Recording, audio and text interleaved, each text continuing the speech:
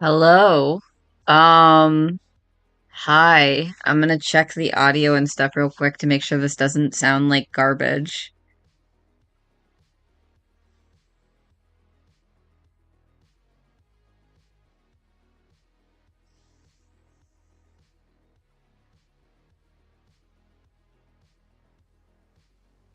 Um, I don't know if it's set up yet. Ugh. Um, I don't know if it's set up yet. Oh, that sounds pretty set up. Ugh. I don't know Okay. That's pretty good. Um, my voice is very loud, so I'm gonna turn that down a bit. And then I'm also gonna turn the game down a bit because, well, I don't know.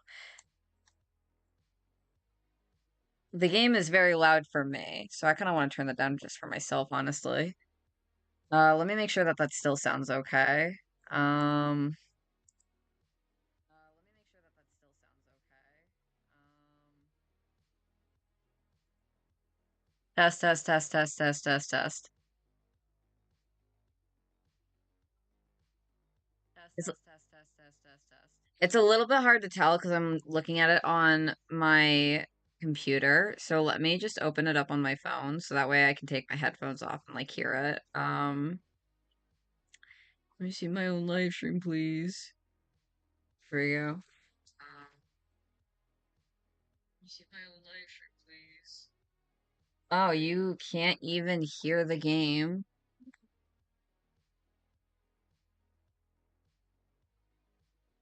Why can't you hear the game? What's going on? Um,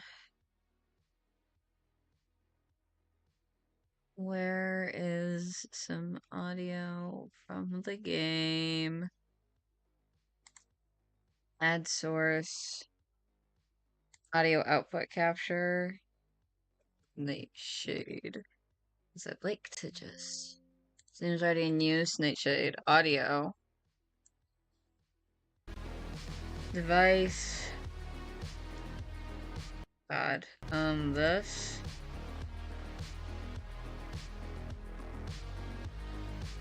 Let me see if that's actually picking up on it now. Um, test, test, test, test, test, test, test. Let's see if that's actually picking up on it now. It's a little bit loud. Test, test, test, test, test. Test, test, test, test, test. Oh. Test, test, test, test, test, test, test. Oh my god, this is so many like back and forths. Hello, testing. Oh my god, this is so many like back and forths. Hello, testing. Oh my god, this is so many like back. Okay, I don't need to hear myself talk anymore. That's good. Um, I'm going to say that I think that that's good. If anybody joins in and complains about the audio, then we'll switch it then. But for now, I think this is good. Hi, been a hot minute since I streamed. I'm on T now. And that's kind of like what I'm doing this for. I got this game because it was my birthday, from the lovely G6NUN, and I have been wanting to voice train for a good bit because now my voice is starting to get lower and I need to practice talking in a deeper voice. And I feel kind of stupid just like reading a book aloud. So this is how we're gonna do it. We're gonna play this game. I really hope that there are no trans femme characters in this game because I will feel really bad if I sit there and I'm starting to talk like this. But sorry, I need to voice train T guy supremacy over T girls. I got a little bit into this game, but I didn't get super far, so I didn't really get any like spoilers or anything. So let's watch the opening together.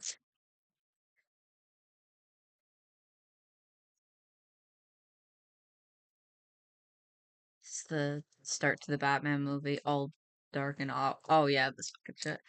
This game is 18 plus and strictly for adult viewing only. This game contains themes and depictions of violence, murder, blood, drug use, toxic and abusive relationships, and explicit sexual content. If your discretion is advised, would you like to turn off explicit sexual scenes? This cannot be changed unless you want to start a new game. Turning not for safe for work off will still allow you to select not for safe for work choices to influence the story, but explicit scenes will be skipped. The story will resume directly following the explicit scenes. Because I am streaming this, I'm going to turn explicit scenes off so that way I don't get my channel taken down. So, maybe on the OnlyFans, I'll turn it on.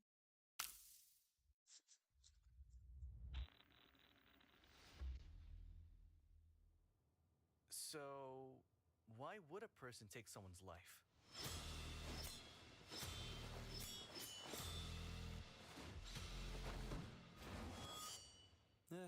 Who knows? Maybe people make a living off that sort of thing. Why? What's eating you?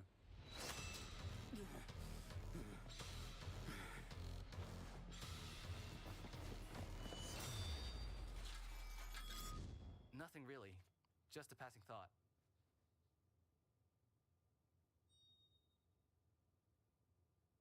Speaking of, I'm hungry.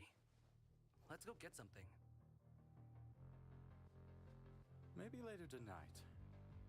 I've got somewhere I've got to be.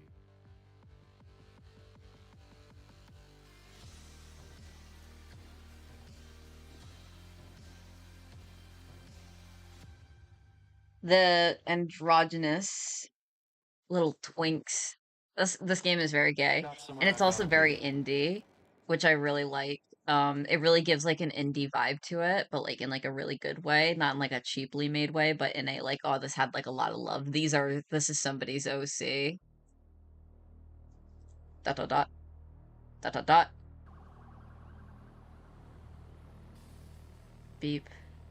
I'm edgy and I have pink hair, so you know I'm cool.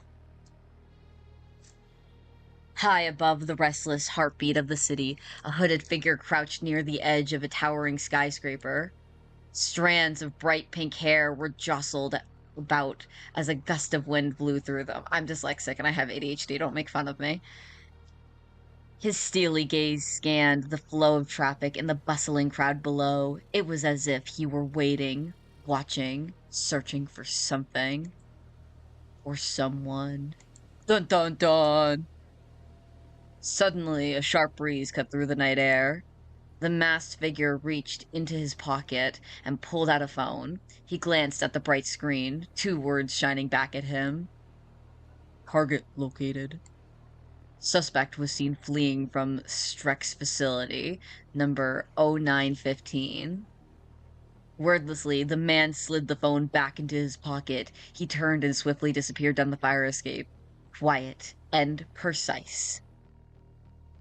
The sound of labored breathing echoed the alleyway as a frightened man staggered to his feet near the dumpster, clutching a purple box to his body. Ugh. Shadows were cast along brick walls, adorned in ripped posters and haphazard graffiti. One shadow stalked the other from the cover of darkness, silently approaching. Paranoia was setting in like the slow push of a syringe. Who was that? The man gripped at his chest in fear, his voice cracking in panic. Beads of sweat trickled down his furrowed brow. His wide-eyed gaze darted wildly around the alley as he tried to cover the box with his coat. This does really sound like something you would read on like AO3, like the his furrowed brow. I don't know. I don't read a lot of books. And so when I see like lines of dialogue like that, I'm like that's a little cringe. He was being hunted. Can I look at my phone? Dot dot dot. Can. Oh my god. I'm gonna go on Twitter. Fuck this shit. Aw, man. How do I get out of Twitter? Back. Resume. Dot dot dot. No. Just stay back. What? No, no! Yeah. He hit that Five Nights at Freddy's pose. The small purple box fell to the ground, knocked slightly ajar by the impact. The killer picked it up, ignoring the body next to it, and was gone soon after. Across the city. The fluorescent lights overhead buzzed, filling the silence between the cashier and the young man at the counter. He was taking an obnoxiously long time to order his food. Something about the lazily swept floor and the water-stained ceiling tile seemed to suggest that this was the place for peak junk food. It was without a doubt Sasha's favorite burger joint in the entire city. If this was how he died, greasy burger in hand, then he was happy to go. The cashier cleared her throat impatiently. Finally, after what seemed like forever, Sasha tapped his fingers on the countertop and began his order. Of course, this fucking twink named Sasha can't order food correctly. What's wrong with like, this shit up here? This is, like, the cheapest McDonald's ever. Do you want the imposter burger, the big old beef, or the onion death? We're getting the big old beef burger. I'll have the big old beef, no lettuce. Okay, that'll be 460 pounds. Is that? No, wait, no. What is that? Pence? I'm gonna say pence. That's what I'm gonna say that is, because that's not pound. That is the most fucking expensive burger. I think that's pence. Sasha pulled out his C-card and tapped it against the register. Okay. Yeah, cool. See you later. Later, Sasha. Oh, he's a regular hamburger. Hamburger. The cashier set the to-go bag beside the register and shot him a quick finger gun goodbye. Sasha swiped the goods off the counter and left the hole in the wall impatiently. What? Swiped the goods off the counter and left the hole in the wall. Left the hole in the wall? What does that mean? He left the hole. Oh, like saying like the fast food place is a hole in the wall. Okay. What fast food place is like located like that? Cause now I'm imagining like a back alleyway. Like, I don't know. Whenever I imagine fast food, I imagine like somewhere with like a driveway or something, and you can't really get that in like a back alley. Left the hole in the wall and impatiently digging into the paper bag to retrieve and unwrap his burger. Not wasting a second, he shoved the burger into his mouth, chewing delightedly. Nice! Look at my fucking sharp teeth! Oh man, this is the best! Night had settled over the city and painted the buildings in hues of purple and blue. A string of streetlights led a path down the empty side road, yet guiding pedestrians home from their busy day. Sasha, with his burger in hand, passed by a collection of vending machines near an alley intersection. His free hand dug into his pocket and pulled out his C-card, pressing it into the vending machine scanner. The machine flashed a lack of funds error. You fucking broke bitch! This broke bitch! You're gay, a twink, and you're broke! And a regular at McDonald's! Sasha groaned. His balance was clearly drained. He had no cash on him, and lint was was not a good currency. Oh, man. With a defeated sigh, Sasha continued on. It wasn't often that he walked this way when heading home. The graffitied walls and familiar mishmash of building styles were always a welcoming sight, though. Sasha glanced over at a small playground near the side street he was on, noticing the rusty equipment and how very neglected it all seemed. He grinned. He even got the little fucking ooh face. This guy. Wow, haven't come this way in forever. I used to hang out here all the time.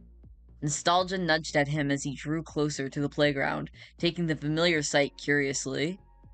I played at this park every day after school, not that there really was much to play with. The playground looks exactly the same as it always has, just a big empty dirt lot. Well, and the swings, and one busted slide. The monkey bars fell off once. Oh, the monkey bars I fell off of because I'm a twink, I'm broke, my name is Sasha, and I have no coordination. Sasha walked over to the empty swings and slowly sat down, unwrapping the rest of his burger. He took another bite and looked around the desolate playscape. His free hand grabbed on the rusted chain and held him up while he swung back and forth a bit.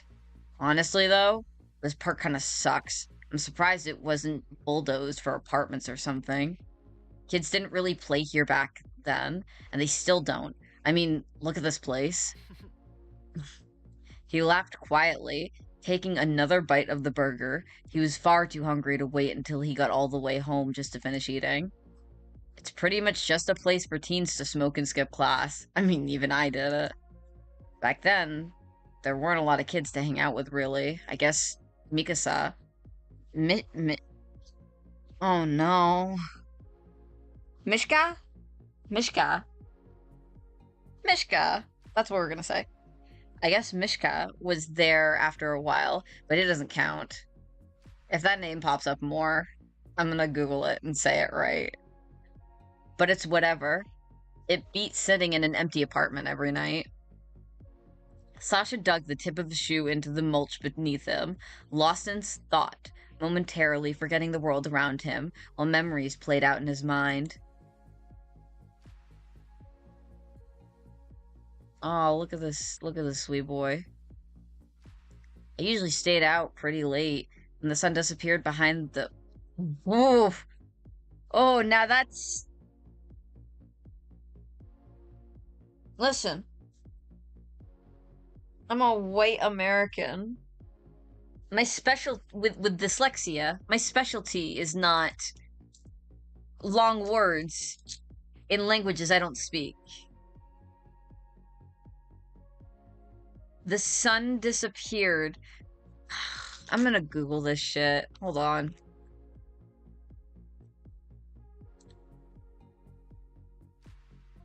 How do you spell that again? What is that?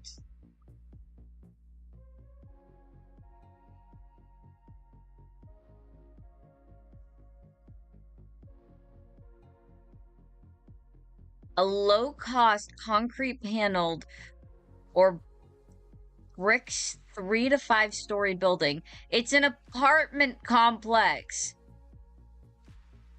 It's a Russian apartment complex. That is what it is. Okay. Okay. So he's gay and he's Russian? Boy. Walking home alone was fine since we didn't live very far. Plus, there was this little corner store right by our apartment that I always stopped in. That place had everything. Like, I could grab dinner for me and Mom when she worked late. I'd always pick her up some of the apple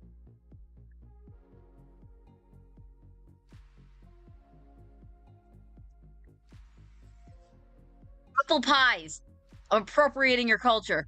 Apple pies. I'd also pick her up some of the apple pies she loves so much. I swear, sugar runs through her veins. Probably where I get it from. She still can't stay mad at me if I give her one of those. He grinned fondly at the thought. Man, time really flies. Huh? Huh? Oh! He's Russian. That's why his name is Sasha. Okay, I thought that was just, like, some, like, gender forward, like, thinking thing. Because the game is very openly, like, queer. And so I thought, like, oh, yeah, like, guy's named Sasha. Like, I've heard of that. It's because he's Russian. It's because he's... Mm. So wait, is this whole place in Russia then? Is that the setting? Okay. Or maybe he's just from Russia. I don't know. This doesn't, I don't know. I don't know what Russia looks like. This is not what I imagined Russia would look like. I imagined snow. Sasha, startled by the sound of his phone buzzing away in his pocket, reached in his jacket and pulled out the device.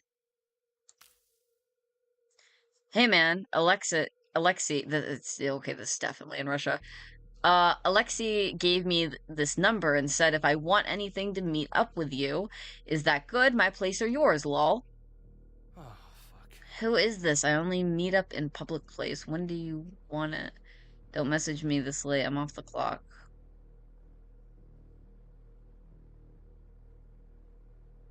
What do we want? Tell this guy to fuck off? Or do we just tell him we're meeting in public? I'm off the clock. I'm trying to eat my burger. Fuck you. Whew! Ball picture. Wow, rude. I guess Alexei gave me the wrong number. Oh, I still gotta say the other thing.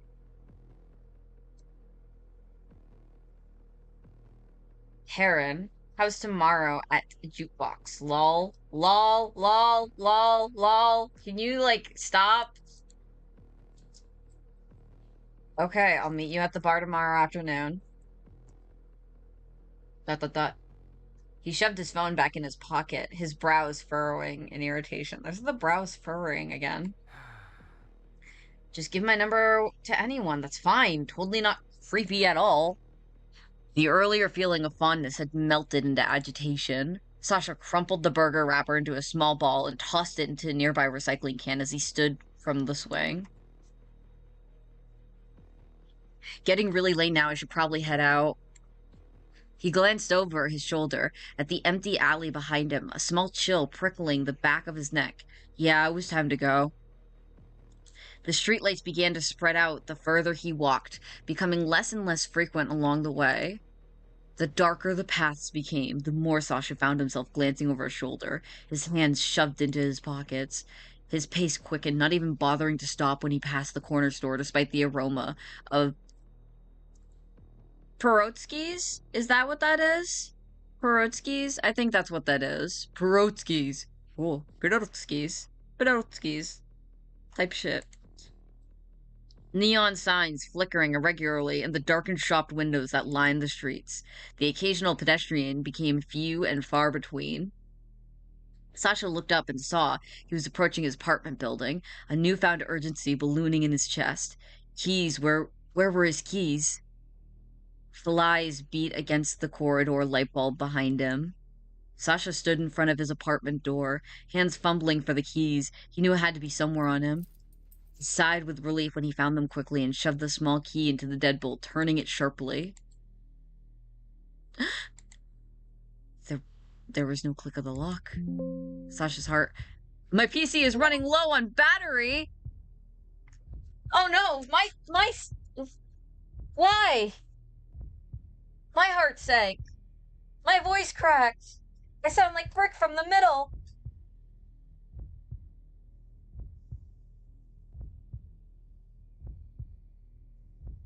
Holy shit!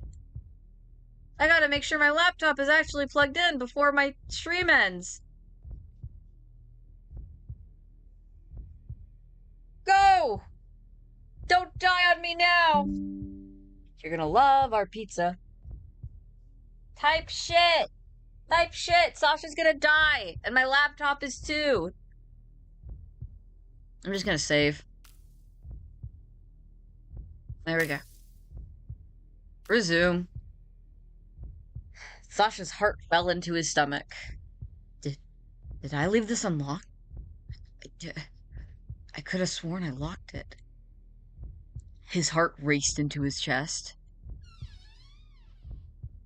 As quiet and careful as he could, Sasha turned the handle and pushed. The door eased open, a crack, and slowly widened enough for him to slide through. His eyes were wide in the darkness of the small studio apartment, trying to adjust as best he could. As best they could. I'm sorry. He cautiously reached over and set the keys onto the TV stand next to him. Something had been knocked over, something close. He turned his head in the direction of the noise, now noticing the light that shone through the crack of the bathroom door. A spike of panic sent a burning, rigid sensation along his arms and gripped his chest tightly. Weapon. He needed a weapon. As silently as he could, Sasha reached into the drawer near the TV stand and pulled out a knife. It was impossible to calm the heartbeat he could feel pulsing in his throat.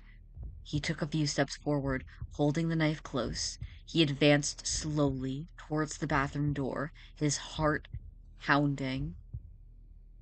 Every hair on the back of his neck stood on end, and his hand clenched in a white-knuckled grip around his weapon. Sasha lifted his other hand and grasped the door handle. He tried to slow his breathing with one long, shaky exhale. Suddenly, he yanked the door open with all of his might and lunged into the bathroom, knife raised. Ah! Did you really think you'd win in a knife fight against me? Sasha. Oh my god, who is this?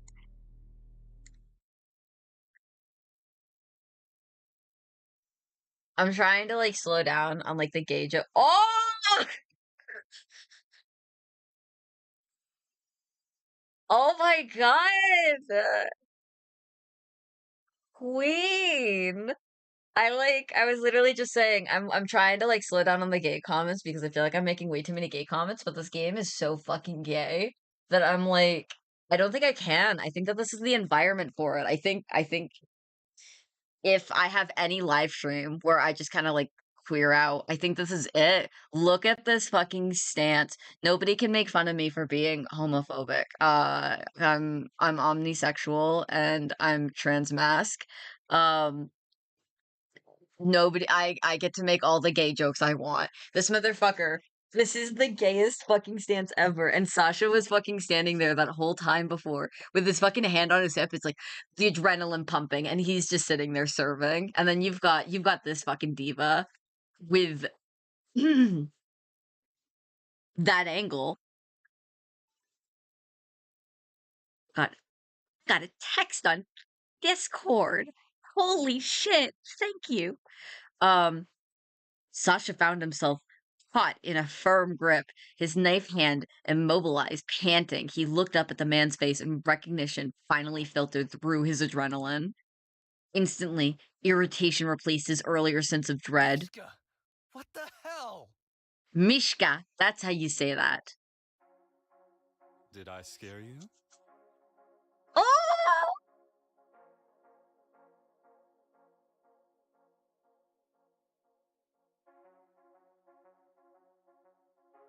I am so fucking gay right now. This shit's like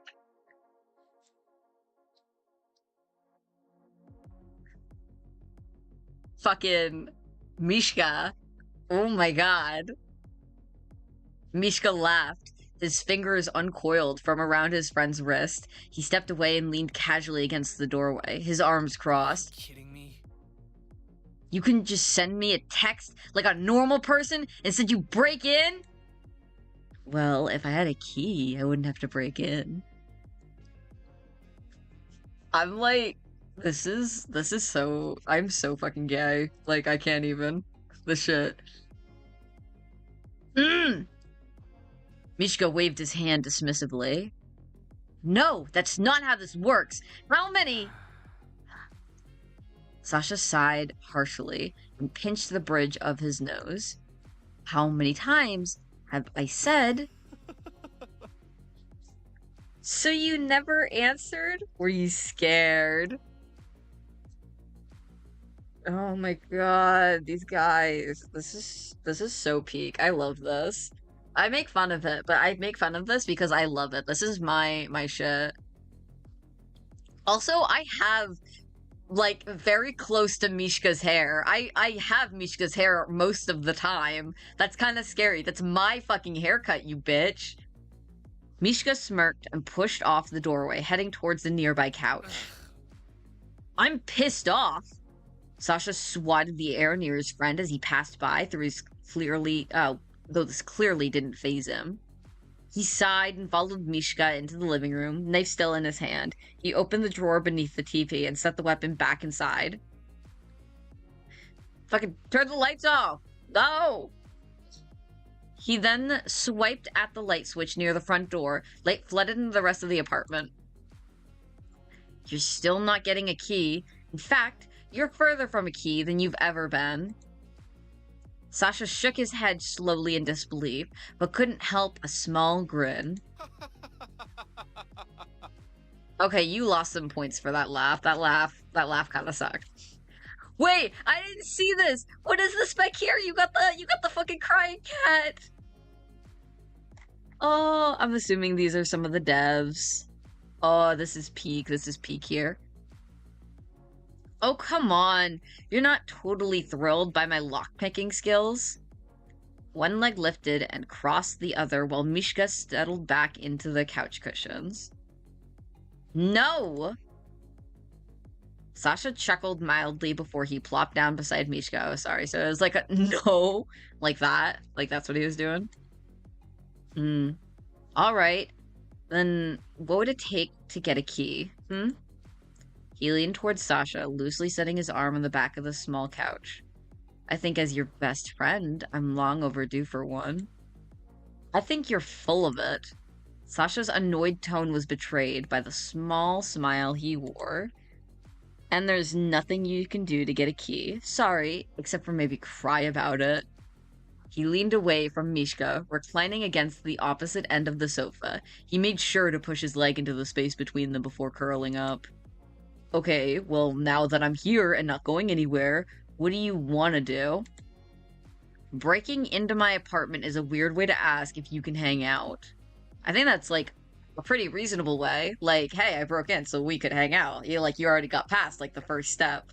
You skipped over. Well, not the first step. You got to the second you got to the second step by skipping the first step. So, like, I think it's pretty efficient. You're just cutting out the first half.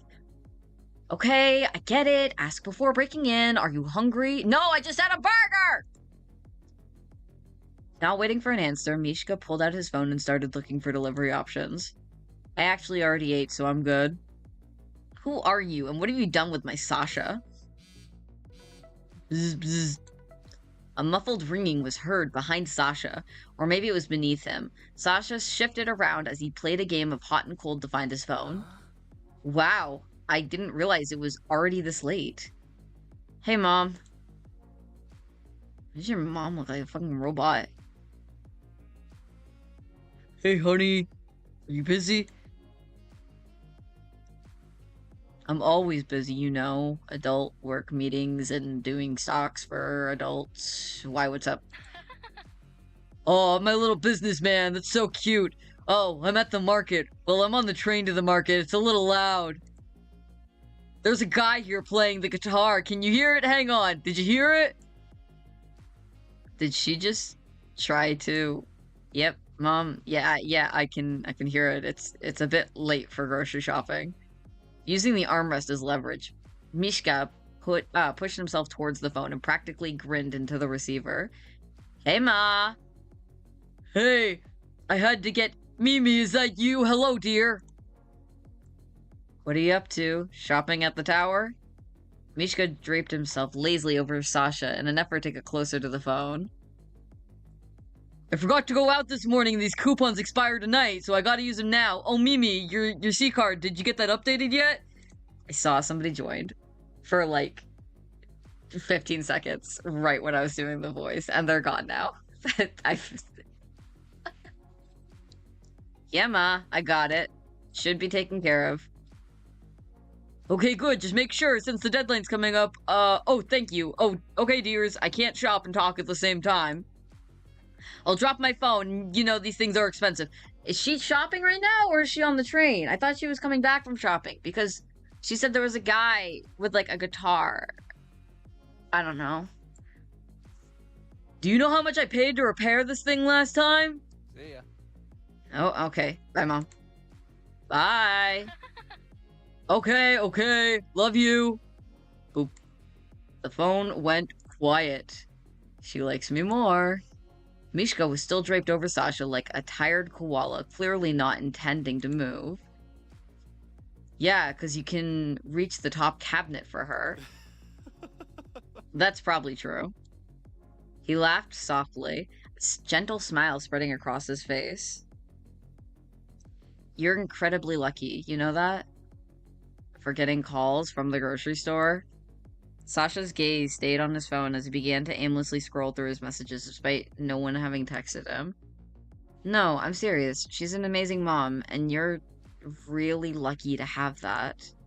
Mishka's gaze settled on his friend as he rolled himself off Sasha back into his reclined state against the couch cushions. Sure, yeah. Sasha continued to look at his phone as he spoke. So... Did you come over for a reason, or... Well, yeah, hang out with you, Baka. Fuck, I'm never doing that again. Reaching forward, Mishka began to take his shoes off, unstrapping the Velcro around his ankles. Well, I have a drop across town tomorrow, so whatever we do, I can't be up all night. So, what are we doing then? Watch TV, play video games, or just go to bed? We're going to bed with Mishka? Are we more than friends? I want to play video games. I'm going to crush your ass in Mario Kart. Oh, I know. You'll never guess what I found while I was cleaning yesterday. I can't believe I forgot it was in my closet. Mishka huffed in amusement as he watched his friend roll off the couch and crawl towards an old box that sat on the floor near the television. Meh. You cleaning? Doubt it. Do you remember this thing? Everyone had one. Sasha moved out of the way to show Mishka his old video game console. There was a smooth layer of dust coating the system, save for a few finger smudges. Are you serious? Mishka's brows... What's with the fucking brows? They cannot stop mentioning their fucking eyebrows. I don't need to explain. The visual novel. Show it. Mishka's brows lifted in amazement. It was hard to believe that Sasha still had that dusty old console. Will it even turn on? Sure. Sasha took a deep breath and blew the dust off the old plastic, coughing when he accidentally inhaled some. I guess I just need... Whoa! Yeah, I guess it just needed a little blowjob. Me too, honest. Whoa! Mishka! Mishka! What is up with you two? I should have just gone to bed. Holy fuck. Oh my god. That's enough. You started it. Don't even... Sasha, you literally did this. Don't even fucking pretend like you didn't start it. Sasha tried to laugh again, but all he could do was... He's so pathetic! He's so pathetic! Like, he's so fucking pathetic. Mishka's lips stretched out into a smirk, while Sasha suffered on the floor. He fucking fell on the floor! He fucking coughed so hard he fell on the floor!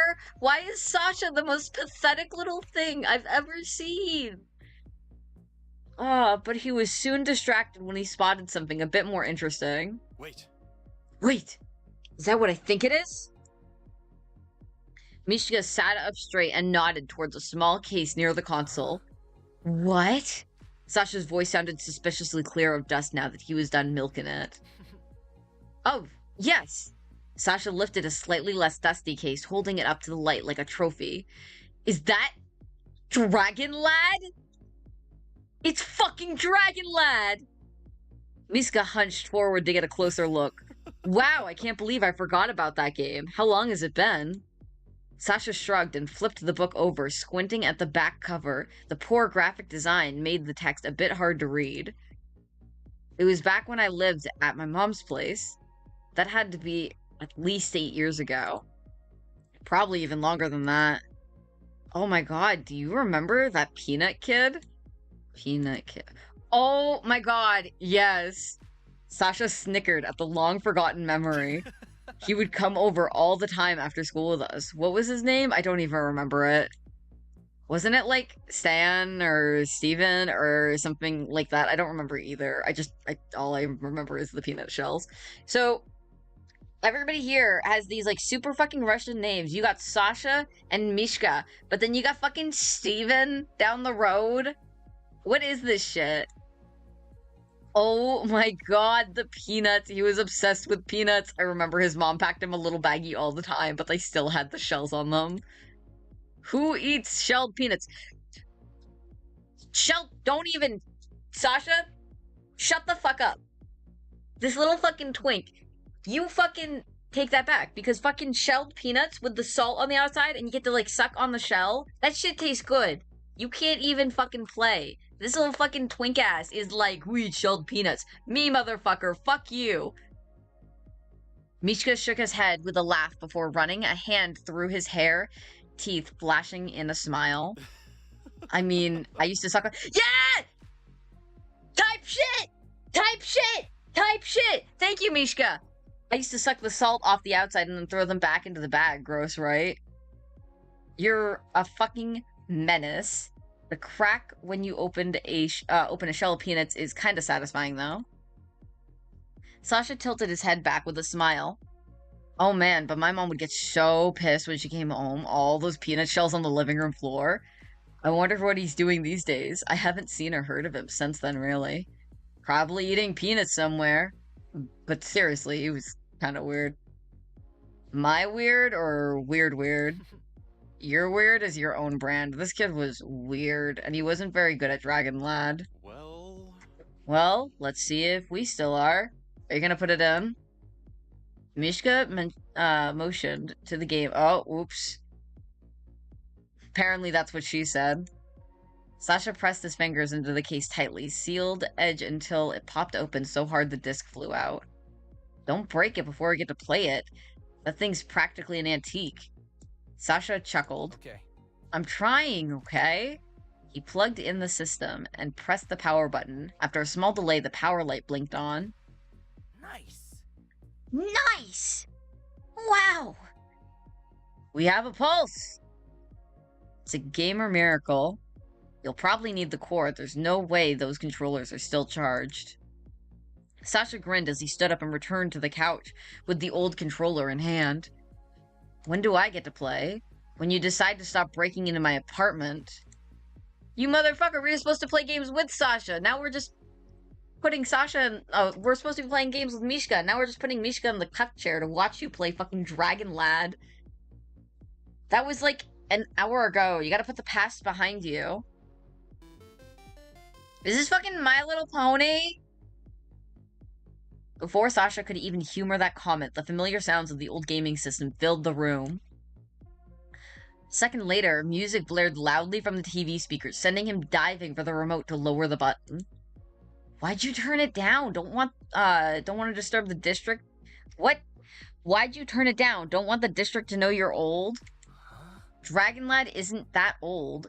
The year the system was published popped up on the screen. Okay, it's kind of old.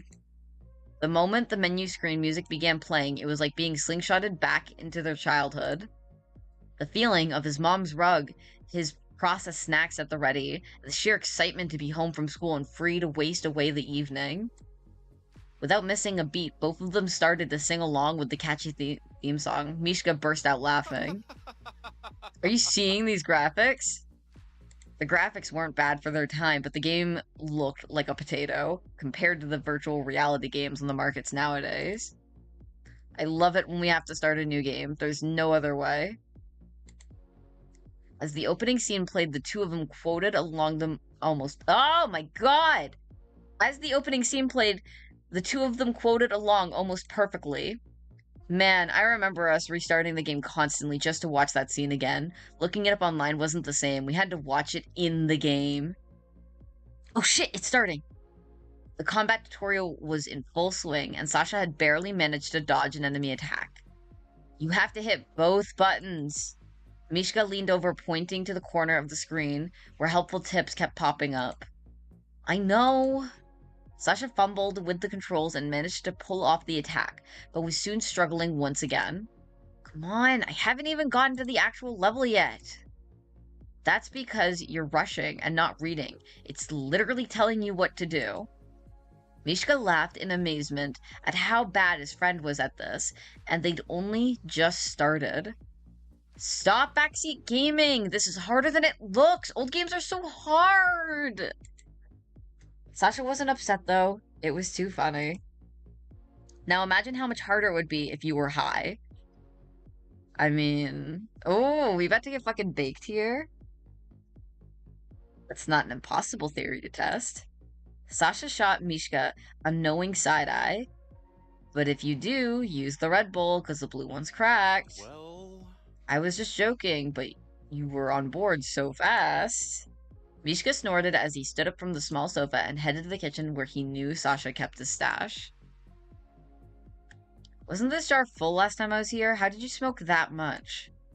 Gloved hands uncapped the jar and began loading up the Red Bull sitting on the counter.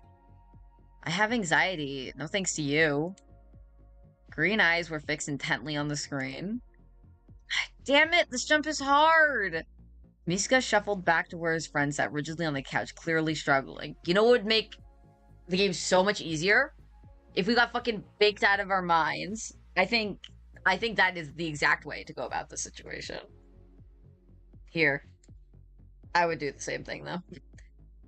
Sasha glanced at Mishka's off her hand and saw the glass bowl was loaded. Light it for me. Pause the game. You can't multitask. Watch me. Mishka sighed, shaking his head slightly before lifting the bowl to Sasha's face and ladling its contents with his free hand. How's the view? Mishka smirked at his hand as Sasha took a hit, both in and out of the game. It only took all of 10 seconds for the intense scent to fill the small studio apartment. After holding it in for as long as he could, Sasha finally exhaled. The view sucked. You were blocking half of my face. Maybe you should just admit you suck at this game. Mishka laughed before bringing Sasha's bowl to his own lips. He plopped back down on the couch. I almost want to let you try so you can see how hard it is, and I can laugh at you instead. No, man. Weed makes me focused. I'll school you. With a deep inhale, Mishka passed the bowl back to his friend. His eyes squinted a little through the smoke and seeped from his mouth. Sasha traded with Mishka, offering him the controller. It seemed much smaller in his hands than Sasha remembered. Without missing a beat, Mishka took the controller and began pressing as many buttons as he could. A few seconds later, a brief "You died" message flashed across the screen. That doesn't count. You were mid-jump when you handed it to me. I'm not feeling very schooled right now. Sasha took another hit after shooting down Mishka's excuse. All right. It started back at the checkpoint, so now it's fair. Watch. But as hard as he tried to focus on the screen in front of him, Mishka still struggled to jump over a large cliff. He frowned in irritation. How the fuck do you glide again? Sasha was just shaking silently at this point. Face turned away from his friend as he tried to hold it in. Tell me. Despite his tone, Mishka grinned and couldn't contain the laughter that bubbled out of him. Why is this so hard? It's a game for children. Sounds like you need baby hands. Baby hands? What does that even mean? Oh, they're so fucking high right now. This is like, bro is baked. Yeah, those buttons were made for baby thumbs. Sasha could barely finish his sentence without wheezing. Okay, what if I did this? Mishka set the controller onto his knees and promptly switched to using just his index fingers on the button pads. The controller shifted on his leg, threatening to fall off at any second. If you break it, you have to buy me a new one. A new one? I'd probably have to go on National Treasure Hunt to find it. Yeah, I wonder how much they're worth now. Probably nothing. These games were already ported and they bricked this console. Seemingly getting the hang of things, Mishka began progressing quickly through the level, collecting items and blowing fire at enemies. Hey, got any snacks? I'm starving. I don't know, you'll have to go check while playing Dragon Lad, master level multitasking. Sasha chuckled, feeling lightheaded up from the smoke. His earlier stress had almost completely drifted away. You're the master multitasker, not me. Get me a snack. Didn't you say I was horrible at multitasking? Retort aside, Sasha still eased painstakingly off the couch. Gravity, strong. I might not make it to the kitchen. Oh yeah? I heard they turned up the gravity to... Crap! Mishka's focus turned entirely to the screen in front of him. He leaned forward off the edge of the couch and squinted at the enemies he was rushing to defeat. Oh my god, why are there so many of them? Is that the sound of you being really bad at this game? Sasha now in the kitchen attempting to open the fridge. He laughed at himself as he kept failing to grab the handle. Fridge said no snacks. Sorry. How are you guys baked this fucking quickly? Like, I've never smoked, but like I've done like edibles and it takes forever to kick in. So I don't know, is this like actually how fast like smoking it gets in your system? Like you do fucking one hit and then just be like, oh my god, I'm so fucking zooted right now. I can barely stand or grab the fridge. Like, oh my god. Well, tell the fridge I said yes to snacks and hurry back. Or they're gonna kill me. Mishka laughed as even more enemies swarmed in and began overwhelming his small dragon avatar. What do you want me to do about it? Throw snacks at them? Just throw snacks at the screen? Yes, throw a handful of peanuts at them! Mishka snickered to himself at the thought. But no, seriously, come help me. Become the dragon lad yourself. He laughed again and quickly double jumped, gliding above the enemies. He didn't want to fight yet. Sasha rolled his eyes and shook his head amused. He finally managed to open the fridge and began to search its contents with lidded eyes, hoping to find something appetizing. No dice. Well, chips it is then. He shut the door and grabbed a half-empty bag of flavored tortilla chips off the counter. Are you back yet? Did you just ask if I was back yet? I'm like within 2 meters at all times. This room isn't even that big. Sasha made his way back to the sofa, making sure to plop down hard enough to mess Mishka up. Hey! Irritated by his friend's attempt at sabotage, Mishka swiped the bag of chips out of Sasha's hands and replaced it with the controller. Your problem now. Fight them, dragon lad. No! The moment Sasha had the controller, his little avatar was surrounded by enemies. Can't kill them with these shitty moves. Where are all the upgrades? Mishka chuckled quietly. His body stumped loosely against the arm as drowsiness had started to set in, and he could feel his eyelids growing heavy. Well, You can always use cheat codes. He stretched out and wiggled his legs underneath Sasha, trying to get more comfortable on the small couch. Cheating is for cheaters. As he spoke, Sasha pulled out his phone, searched for Dragon Lad cheat codes. These are all so long, there is no way I'm going to remember one long enough to unlock it. Up, left, down, right, circle, circle, something about a cootie shot. His tone was gradually getting lower. Or whatever. A small chuckle came from the armrest. Useless. Sasha checked the time on his phone. Is it seriously that late? He locked the device before staring blankly at the retry screen on the TV. Maybe you can just figure it out tomorrow. My brain is too smooth for this right now. I like your smooth brain. Good, because that's all you're getting. They're, like, so into each other. Like, they have, like, sex later, right? Sasha tiredly reached for a chip and gave it a weak nibble. Fair enough. Very slowly, Mishka rolled to the edge of the couch and onto the floor, from where he began crawling tediously towards Sasha's bed. I really hope that's what you looked like sneaking down the hallway to pick the lock on my door.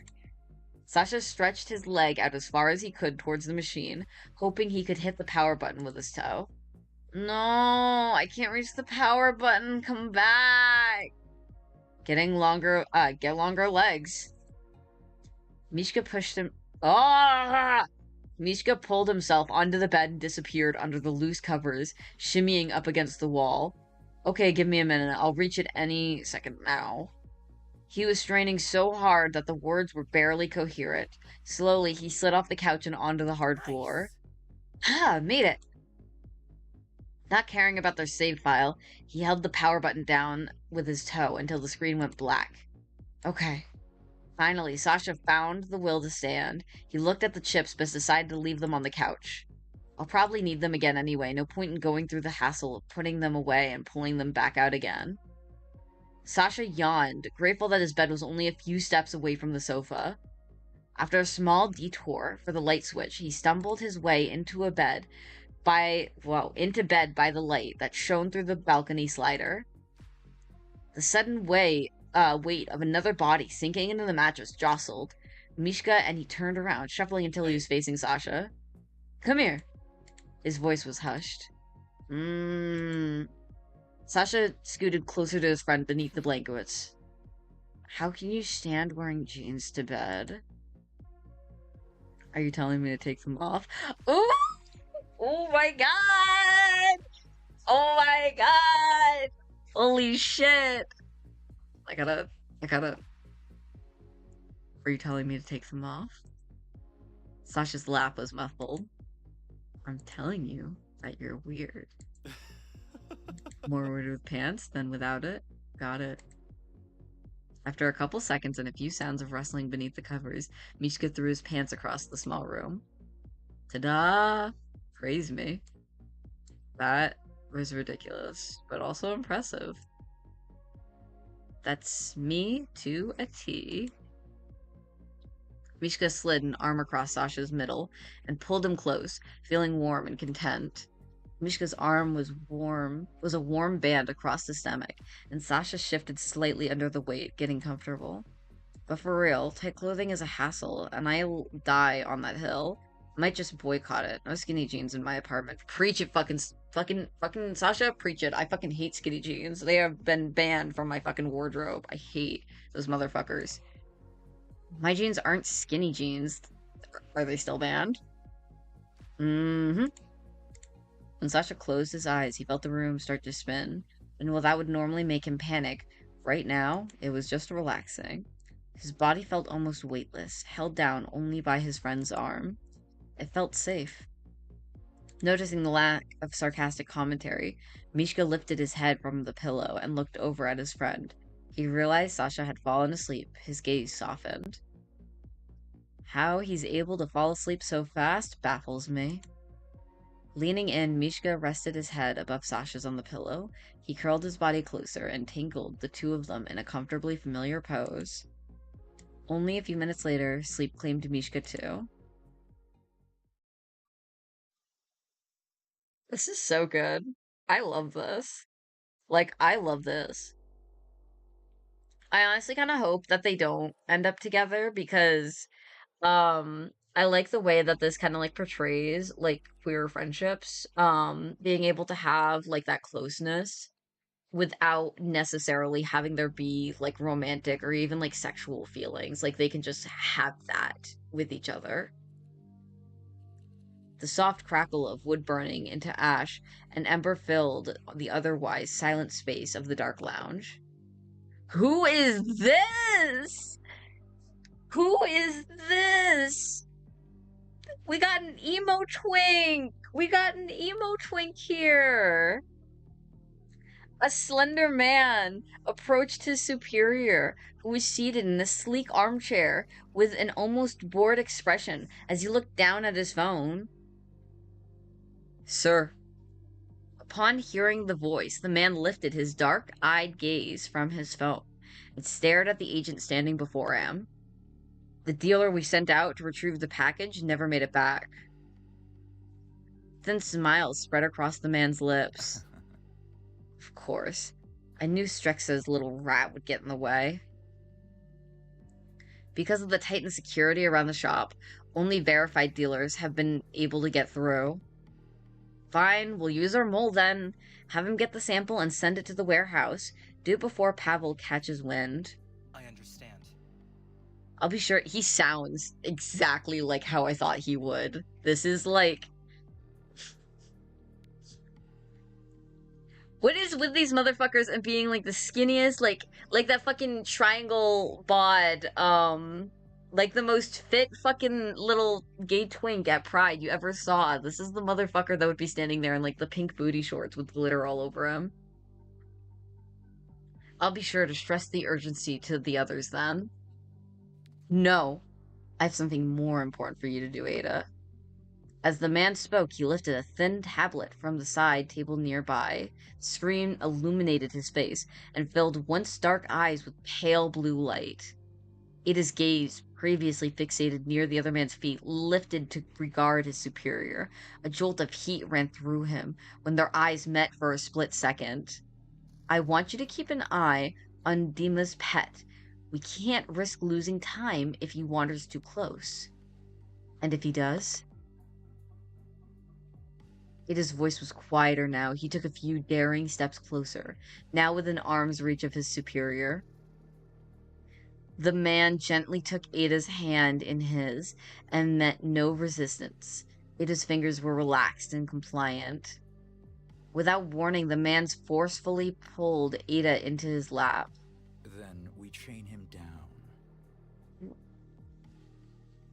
This toxic. His words were so close, his warm breath brushed softly against Ada's neck. Anything for you. Toxic Yowie! Oh my god.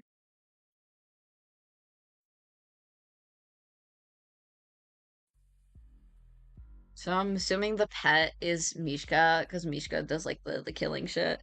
So they better not fucking kill Mishka. I love this little guy. Love this little guy. Mishka is like probably taller than me. Mishka is definitely taller than me. Sasha's the fucking little guy that fucking choked on his own air. The long, eerie hallway that housed Sasha's front door did well to hide just what time of day it was.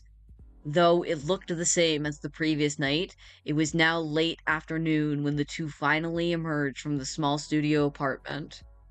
They'd managed to sleep most of the day away, no thanks to the lack of natural daylight in the apartment. Wasn't it like completely dark out when Sasha was walking home? Like, I could have sworn that. They were like talking about how fucking late it was. Is this a different day? Sasha shut and locked his front, or maybe it's the day after. Maybe they ended up like sleeping really heavily in. Sasha shut and locked his front door behind him, glaring at Mishka as he jiggled the handle to double check its security. Mishka couldn't help but laugh. Listen, at least I didn't break the lock. It's fine. Don't give me that look. Sasha rolled his eyes before pocketing his keys. After taking a few steps towards the stairs, Sasha's stomach rumbled loudly. What time is it? How long have I been streaming for? I've been streaming for an hour. I'm good to keep going.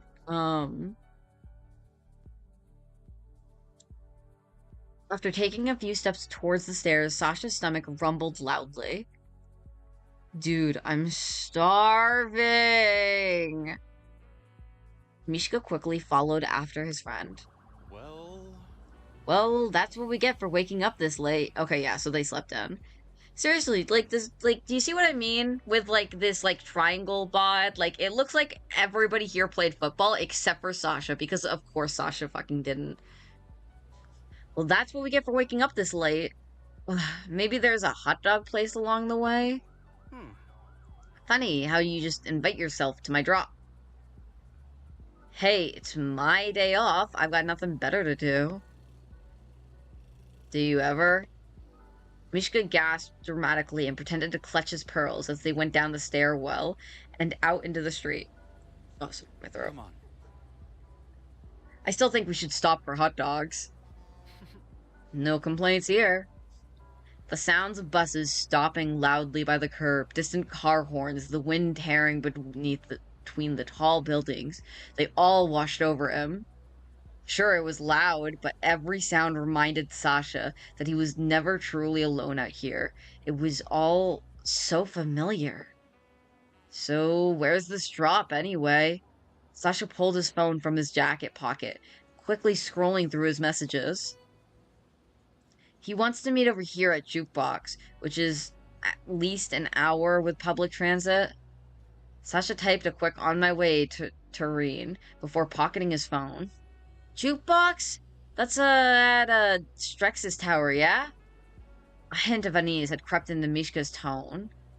Yeah, I'm almost never over that way. It feels too expensive. I walked around there once, you know, to look at the shops, and I found some really nice shoes. I thought I'd have to take out a mortgage on those things. I put them down so fast. Feels like they'll charge you for breathing the air, huh? Guess I'll hold my breath. Don't die. Okay, I know I said the thing about them being like platonic, but like Mishka is laughing way too much at Sasha to be platonic. Mishka has like the biggest fucking crush on him. Right, so the tower. I hope you don't plan on us walking. Yeah, that's a bit much for me. Moving from the couch to your kitchen is a bit much for you. Okay, smartass. Walking is out of the question. Let's go. Take the bus or take the train? Oh, dude. We're gonna... Well, it depends on what type of train. Is it like a subway train? No, let's go train. Train's cooler. Let's just take the train. It's faster and cleaner than the bus line. Cleaner. I would not say that. Oh, it is a subway. Damn it. I don't like the subway. You know that. Too bad. It's fast and the bus is smelly. You can deal with it, right? Sasha grinned at his friend in an attempt to persuade him, hands shoved into his pockets as they stared down the side street. Come on, I'll make it up to you. I'll buy us some tacos. Wow, you'll get us some tacos, huh? And pay for them and everything? What happened to the hot dogs? We were gonna get hot dogs. Why are we not getting hot dogs now? We were supposed to get hot dogs. Now we're getting fucking tacos? I love hot dogs. An incredible look was shared between them for a moment before they both started laughing. Hey, I won't stop you if you really want to spoil me. Sasha chuckled, shaking his head. Spoil you? I just want to take the subway, my dude. Is it working? Are you convinced?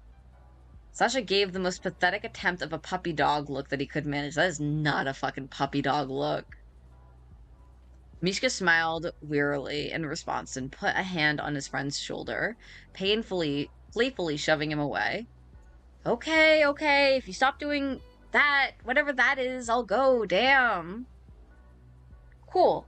The Stoke Street entrance is right there, so it all works out. Yeah. The two of them descended underground, their footsteps echoing down the concrete stairway. The hum of the city was soon replaced with the roar of the subway trains rushing by. A man leaned quietly against the nearest hallway, loitering next to a bright no littering sign. When he noticed Sasha and Mishka, he pushed off the wall and headed over to both of them. Oh, Sasha! The closer the stranger got, the more tense Mishka began to feel. His hand moved towards his pockets, fingers twitching intensely. Hey. Do you know this guy, Sasha?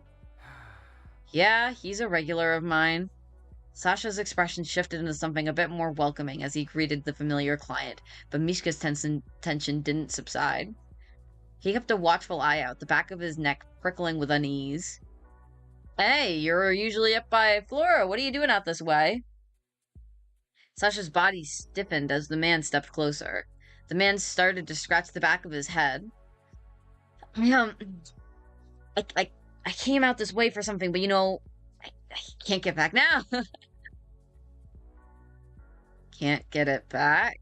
Sasha noted the glassiness of the buyer's eyes, though it was difficult to see since he wouldn't stop moving. Here we go. It's, my card, he stopped to look behind him despite no one being there. It expired, and I don't have enough to renew it right now. Yikes. Yeah, I'm sorry to hear that. The man simply laughed again and shook his head. Oh no, it's fine because, of all that. I'm, a little short on cash, so I was wondering if, The man continued to stumble over his words, but it wasn't hard to see where this was going. I can't front you. It's just for half a gram. I'll have money next week. I'll pay you back. Sasha did his best to cut him off. I can't do IOUs, man. I got bosses to feed. Come on. Sasha, let's go. Just this one time, man. This one time. It's taking all my income just to get this card, and I only need half a gram of that new stuff you got last week. The man just became more agitated and ran a shaky hand through his hair. I'm sorry, but I can't. Sasha shrugged as he repeated his refusal. Sasha, please, man, this withdrawal. It's furious. It's ferocious. You gotta understand. The man attempted to smile, but it flickered and died from a frown, swiftly taking its place. He was clearly growing more agitated by the moment. He glanced over his shoulder a second time. Are you fucking serious? He said no! Back off! Mishka, he's up. His brows... Stop with the brows furrowing! I can see they're furrowed! His brows furrowed at his friend's sudden intensity. All right, damn, I don't want any trouble. The man backed up a bit, shaking his head in disappointment before mumbling something incoherent. Before another word was said, an automatic voice over the loudspeaker chimed in. The train was arriving. Not wanting to escalate the situation further, Sasha bowed out and headed in the opposite direction. Mishka reached into his pocket and pulled out a business card.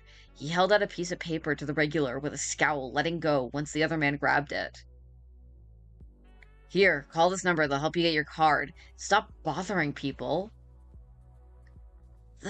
Thanks. What a charmer. Mishka didn't hear this comment, having already turned to follow Sasha towards the turnstiles that separate them from the rest of the subway. Shadow pulled his card from his pocket as they approached the turnstile. A green light appeared with a quick chime to signal Sasha's seamless entry. When Mishka offered up his card, however, the machine locked rigid. A small error code popped up on the screen. Mishka tried again. Error. Is someone out of funds? No! I literally just loaded this thing. No wonder that other guy got barred. Mishka scanned his card again with no success. He scoffed at the persistent error code. Whatever, this thing's biased. Not wanting to waste time buying a new one-way ticket from the kiosk, Mishka simply vaulted over the barrier. Absolute anarchy. It's faster than the bus line, my ass. It is when your card works. My card does work. It's just this stupid fucking... never mind what platform. Mishka's scowl remained as they started down another flight of stairs towards the many platforms. A large digital map overhead displayed endless options of color-coded routes. We're headed north, so orange line. His response was quick and confident as he steered Mishka towards their platform.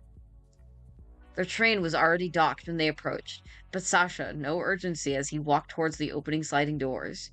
Mishka, on the other hand, kept glancing over his shoulder as they went along, even more so once they boarded. He guided them both as far as the other occupants as they could, motioning to a spot. Oh, my eyes. As he could, motioning to his spot in the corner for Sasha to sit. I hate this fucking train. One leg crossed over the other, while he leaned back, his arm wrapped around his middle. Hey, at least it's not too packed this late in the afternoon. I didn't feel like standing during a ride this long. Because no one likes the subway. Or there's suckers who don't get off work for another 2 hours. Fucking Sasha, you're working right now. You're doing a fucking drop. Mishka grew quiet and turned his attention towards the window, staring through the glass with his jaw clenched. Sasha pulled his phone out of his pocket and shifted around to get comfortable. Since no one else was near, he was able to swing his legs up onto the empty seats. Damn it! We forgot the tacos! Y'all motherfuckers didn't even get the fucking tacos. Whoa, this is Unfinished Silhouettes, the fucking movie. The difference between the district and the one they had just left felt like night and day. The trees planted evenly along the road were well manicured. No trash could be found on the crackless sidewalks, and water features adorned walkways and expensive-looking skyscraper lobbies. Is it just me, or is the air different here? Careful, there's charges for talking too much. Grinning slightly, Mishka shoved his hands deep into his pockets and trailed after his friend. I'm always amazed to see how many people find time to shop in the middle of a workday. Not that I work a normal schedule. Strexa Tower was tall enough to spot almost anywhere in the city, so it felt a little intimidating standing under it now. The first floor was filled with various types of open-air shops that anyone could pass through, and there were a hell of a lot of them. Hey. Sasha, look at this. Without much of a warning, Mishka veered off, crouched down, beside a small metal box outside an expensive-looking boutique. I think this is an umbrella wrapping thing. He leaned over the box and looked down into the narrow hole on the top. I dare you to put your hand in there. And what, steal an umbrella bag? Still, he curiously walked over and looked down into it. Wish I had an umbrella on me so I could bag it. Maybe it's part of their marketing ploy, get you to buy an umbrella bag just to try this thing. Rich people would absolutely buy an umbrella when it's 98 Celsius and clear skies outside. I don't know Celsius. I don't know Celsius. What's 98? Wait. I have friends that speak Celsius. Holy shit.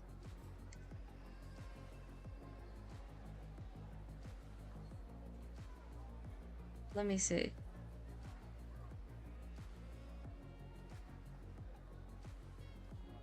Oh, I don't think any of them are awake.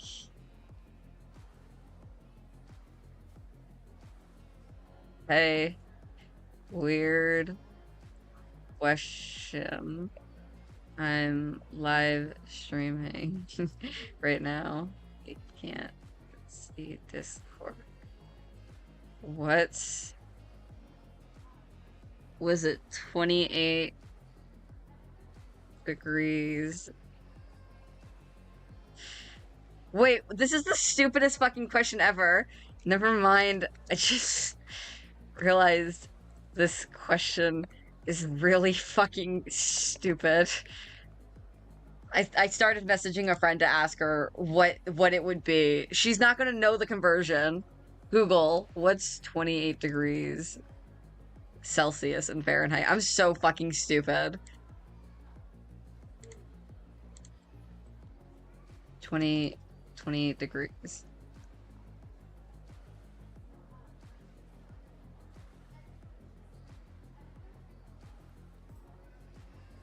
Holy shit, it's fucking, oh my god! Honestly, if it was that hot out, I would take an umbrella just to protect myself from the sun. Holy shit, you guys are out of the house, you're wearing a turtleneck and long pants in that weather from all my Americans. That is 72.4 degrees. I live in fucking New England. That shit is a death sentence. What the fuck? You guys are like leaving the house? Bruh.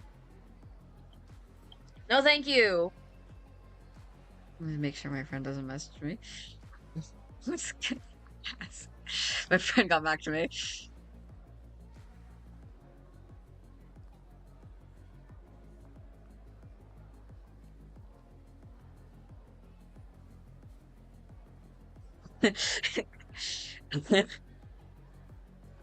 My friend, as I was like messaging my friend, I was like, never mind, I just realized the question is really fucking stupid. She says, what question? And I'm like, I was gonna ask you what 28 Celsius was in Fahrenheit.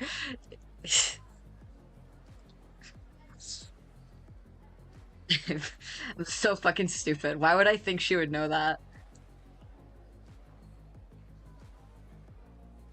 Sasha checked his phone and reread the text he received the previous night. Why'd this guy want to meet up here anyway? Is this really on your route? Sasha just shrugged. I want to make sure, see if my friend messaged me. No, she didn't. Okay. I don't get notifications because I'm live streaming, so I don't want to like leave her on red. Honestly, the further from my apartment, the better. His gaze darted between the hanging signs of the nearby shops in hopes of finding Jukebox. Actually, that makes sense. So, who are we looking for? Skeezy guy, probably late 20s, old, out-of-date pair of sneakers. Tureen, never met him before, so probably a new buyer. Never met him, and you weren't going to ask me to come? Wow, I see. They wanted to meet at Jukebox. My bank account's at a higher risk than my safety. Not far away from them, a man who fits Mishka's earlier description gazed up from his phone, peered around, and then looked back down. A few moments later, the man lifted his head and looked around again. Yeah, so is that him? Mishka motioned with his head, and his hands sliding instinctively into his pockets where his knives were. Probably. The two of them approached the stranger. Oh my god! This is like...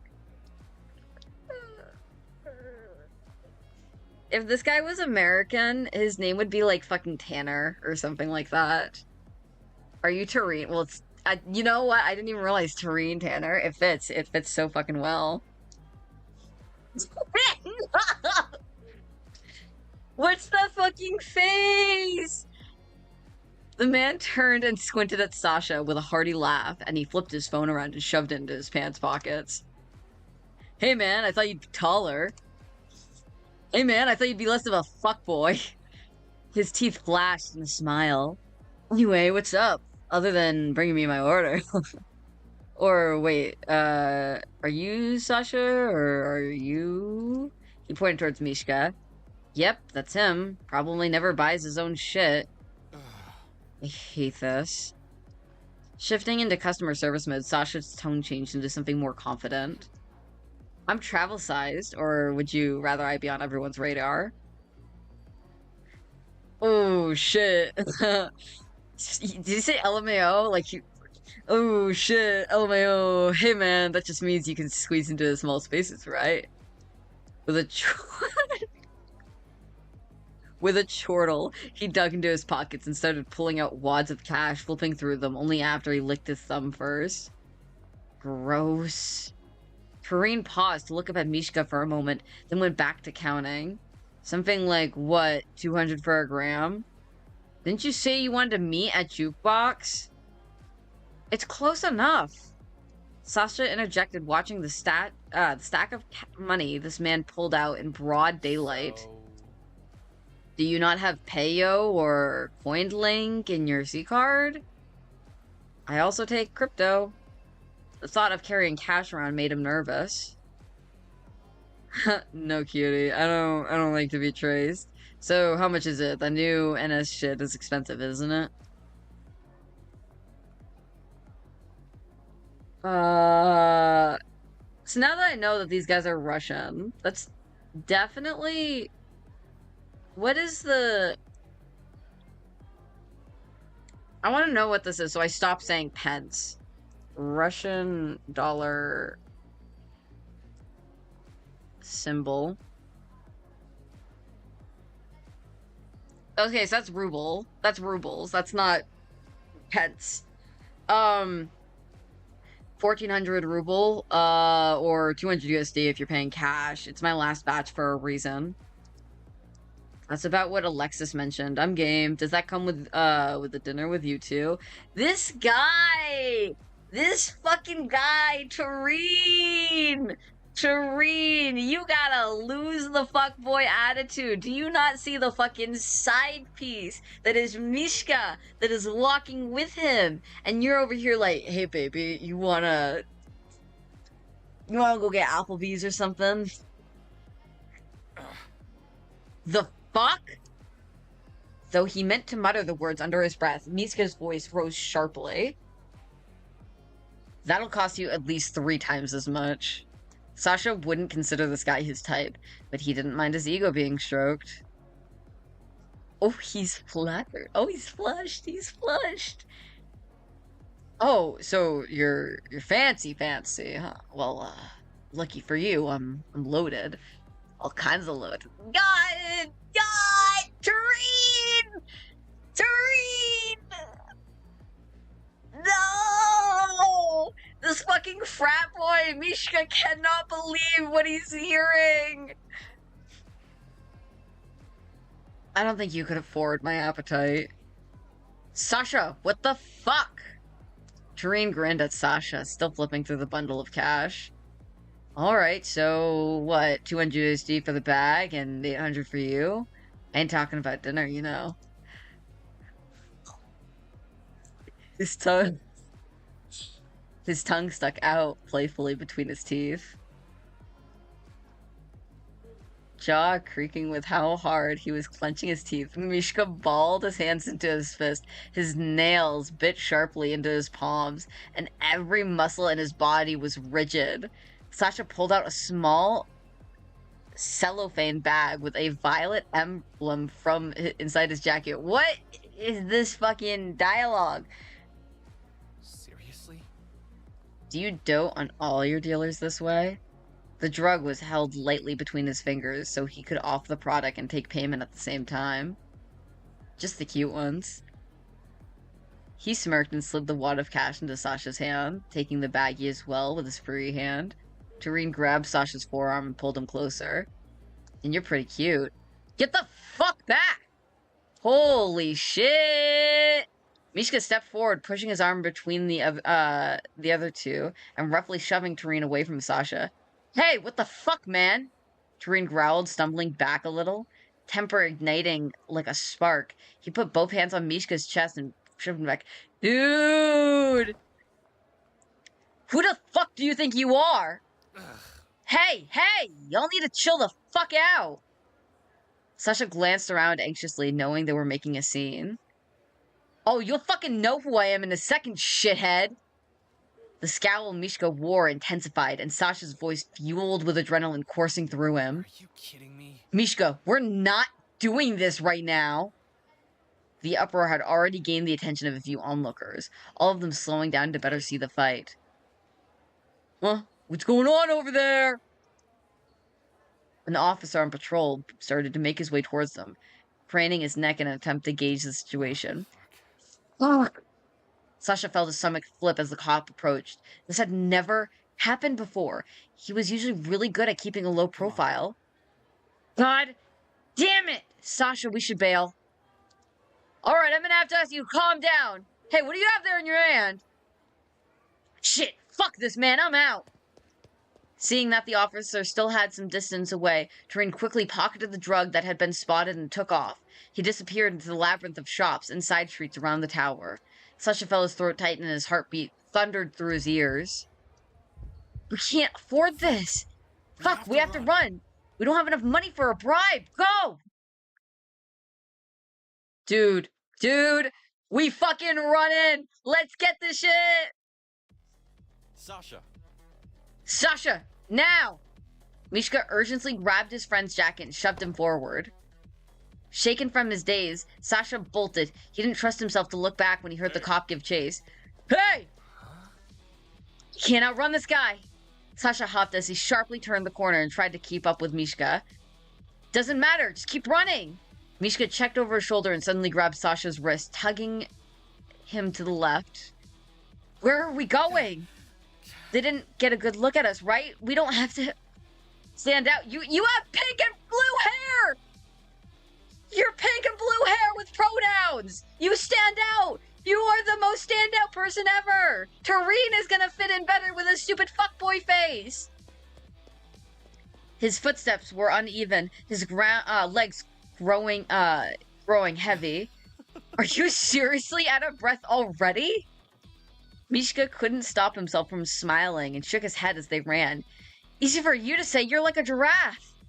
Mishka assessed their options. The footsteps of the cops in pursuit grew louder. Up ahead, there was an alleyway that looked promising, but it was pretty dark down there despite the sun setting in the sky. The North Market was well lit and populated and cluttered with obstacles that could cause problems for Sasha. Oh, we're going through that market! We are going straight through that market. This cop is not going to be able to push through everybody. Let's go. Sasha, this way. Mishka motioned towards the market, dashing toward it. Push through the people and keep your head low. We can lose them in the crowd. Sasha stumbled a bit and then took off, running like his life depended on it. Mishka was close on his tail, occasionally looking over his shoulder to make sure they were putting distance between themselves and the cop. Shit, my god, this is so hard.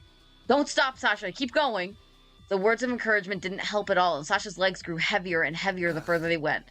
I seriously can't. Ugh, this is so... You little bitch! Move! They're going to find us from your whining alone. Leaving in and out of the throngs of people slowed them down just as much as it concealed them. It was hard to tell which way their pursuer had gone. The tip of Sasha's shoe caught on the uneven even pavement, and he stumbled forward, just barely catching himself with his hands. Despite the situation, Mishka found himself cackling at Sasha's fall, though he still helped him up. Are you kidding? Come on, man! We're just walking at this point. We can head out south side and catch the bus. Oh, okay. I like how Mishka is like laughing at this point, and like Sasha still has like the quick moving like picture. He didn't have the energy to snap back, not after this parkour sprint. Just a little further. Sasha had hit the point where he felt so miserable that he wasn't bothered by the eyes of strangers watching as they ran past. Mishka's gotta fucking pick up Sasha and fucking bridal carry him out. Mishka jogged around the corner towards a chain link fence without stopping. He rapidly climbed up over, dropping down onto the other side. What? Sasha's eyes widened, his heart sank at the thought of trying to climb that fence. He abruptly slowed down, and the pain of their escape hit him all at once. His face radiated with heat, and his feet throbbed. The chain link fence shook when Sasha grabbed it, but he didn't move. Are you kidding me? There's no fucking way! He shook his head in defeat. No, Sasha, there is a fucking way, and it's you getting up over this fence! Sasha reached a little higher, but his hands felt numb, and we tried gripping it hard enough to lift his weight off the ground. Oh my god, Sasha! Chuckling despite their situation, Mishka shook his head. Dude, you are so out of it! I'll be sure to practice my fence hopping. Hey. Stop! Turn around, put your hands up! The space between the officer was rapidly closing. Jesus Christ, Sasha, come on! Sasha closed his eyes and leaned his head forward against the fence. I can't. He turned towards... Oh no, you little bitch! He turned towards the cop, lifting his weakened arms. Fuck it! Mishka grabbed the chain link and scaled the fence as swiftly as before, dropping down between Sasha and the approaching officer. Alright, you got us. You didn't have to, but it didn't feel like it mattered now. Slowly, they both raised their hands and eased down onto their knees, surrendering. Jesus Christ, you little bitch! It was a fucking chain link fence! You could have done that! Fucking children do that! The sound of metal doors closing echoed loudly in the holding cell Sasha and Mishka found themselves in. Although it was clean and had a little barred window near the ceiling, it was a bit cramped. Luckily, sharing with strangers wasn't something they had to worry about. Alone in the cell, Sasha and Mishka sat quietly on a metal bench near the back. A baton suddenly struck the bars in front of them, jarring both from their thoughts. Alright, give me your C-cards. Come on, bring them over. I don't have all day. When either one of them moved to stand up, the officer hit the bars again, this time even louder than the last. Hey, you got listening problems? I said bring me your C-cards! With a disgruntled noise and a slight eye roll, Mishka eased himself off the metal bench and dug into his pocket, searching for the card. Sasha wasn't far behind, also looking in his pockets. So these guys were detained, like put into a holding cell, and their pockets were not already searched. You just, like, how did you even fucking get them here? Did you just, like, you didn't pat them down at all? Or, like, anything like that? Did you just, like, ask them nicely to walk in and then they did? Before Sasha could stand, Mishka held out his hand for his friend's C-card. Once he had the cards, he approached the officer behind the bars. Here. He squeezed his hand between the bars and held the cards out to the officer. Took you long enough. The officer swiped both cards from Mishka's hand and turned to walk down the tiled hall, whatever. Hey, we'll get those back, right? Yep, after we process and run your prints. Get comfy, you'll be here a while. Mishka gripped the bars at the cell door and sighed as the officer's footsteps faded down the hall. You are so bad at running away from people. Yeah, fucking Sasha, you're fucking doing drug deals as, like, your job, and you can't fucking run over a fence? Such a fucking bitch. Sasha shrugged and gave a weary smile, tucking his hands in his jacket pockets as he slumped back against the concrete wall. What do you expect? I'm no athlete. Mishka turned away from the bars and leaned back against them, watching Sasha. We didn't even get our fucking hot dog. Athlete Sasha. It doesn't take an athlete to run a block. Yeah, he's like, my legs are heavy and my feet hurt. It's like, motherfucker, you could not have run for more than like 10 minutes. Like, I know running for like 10 minutes is like hard, but like your feet should not fucking hurt after that. Mishka grinned and ran his hand through his hair, laughing with a slow shake of his head. Hey, hey, hey. My talents lie elsewhere, okay? Running is overrated anyway. Also, yeah, Mishka, you did not need to fucking... okay. Trenner, or whatever the fuck his name is, fuckboy face, should not have been touching Sasha. That was, like, uncomfortable as shit. But, Mishka, you don't fucking scream and start, like, a fist fight with some dude in the middle of a busy alleyway, like, in broad daylight, when you're doing a drug run! Like, I don't know. Mishka, you're kind of a little too hot-headed. Well, we can start training you on how to jump fences, but we'll start with baby gates. Too high. Cinder blocks? A stick? There we go. Mishka chuckled. So, lifting his hand to rub awkwardly at the back of his neck, Mishka glanced toward the hull visible through the cell bars. Sasha looked away. Hey. What? I guess I should apologize? I'm sorry. You guess? Okay, I might have... Okay, I did fuck up back there. That was pretty uncool of me. That guy was a tool, though, you have to admit. Sasha's gaze remained averted. Yeah, him and most of my clients, but I still have to do my job, and I can't do that from inside a jail cell. Okay, I'm sorry, forgive me? Is sorry gonna clean my record and get me out of here? Despite the tension, Mishka smiled a little and casually crossed his arms. I'm sure I could work something out. Hey! Mishka turned sharply to face the officer who now stood at the cell doors. Alright, we ran your C-cards, you each get a phone call, and you, Pinky, you've got a lot of explained to you. Do you know how many knives we pulled off of you? Sasha watched as Mishka stared at the door, and followed the cop out of the holding cell. Together, Mishka rounded the corner behind the officer. Alright, you've got 10 minutes and one call to make it a good one. Don't talk much, do you? Whatever, phone's over there, whip it down when you're done. Mishka approached the row of ancient-looking phone lines and proceeded to pick up the receiver.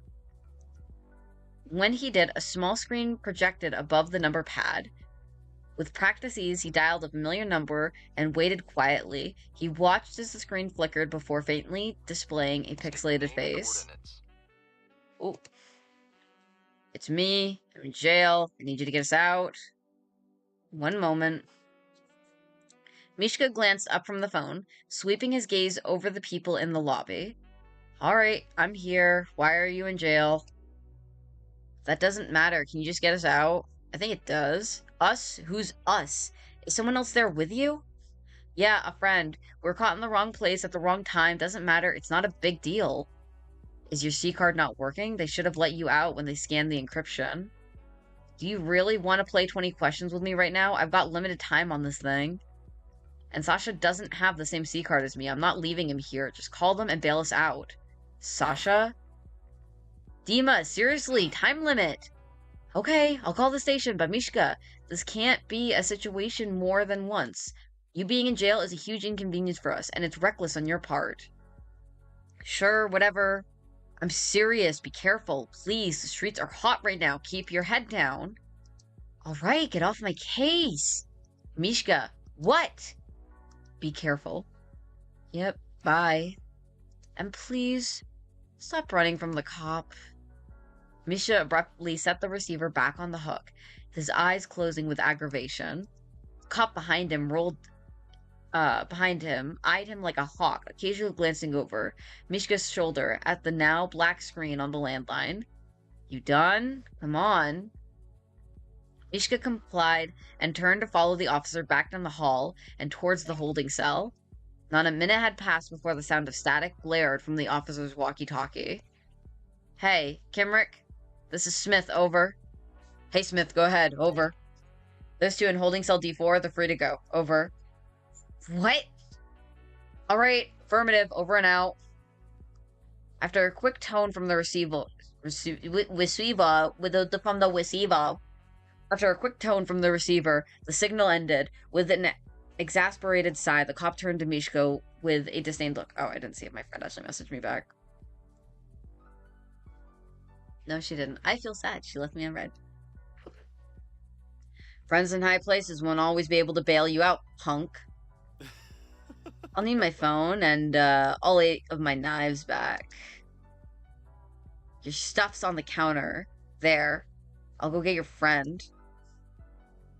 Mishka went to collect his confiscated things and silently pocketed them one by one. He slid his phone into his back pocket and waited for Sasha. They're letting us go? Just like that? Yep. How? Come on. Grab your phone. Do you want me to come back over tonight? Honestly, I just want to sleep. I've already called Ari to come pick me up. You did run a lot. Besides, if you're over all the time, when will you have time to miss me? All the time? Oh! Oh! Oh! Oh my god. Oh my god. Oh.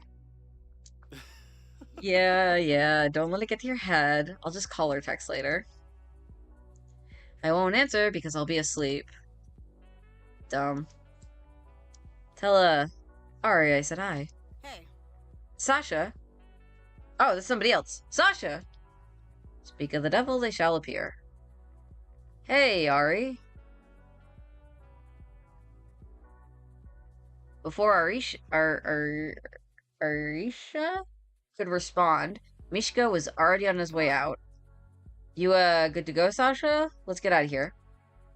Yeah, let's go. Sound of 2 car doors closing echoed in the dimly lit parking garage, soon followed by the roar of the car's engine coming to life. Arisha clicked their seatbelt into place and glanced over at their friend. Fingers tightened on the steering wheel.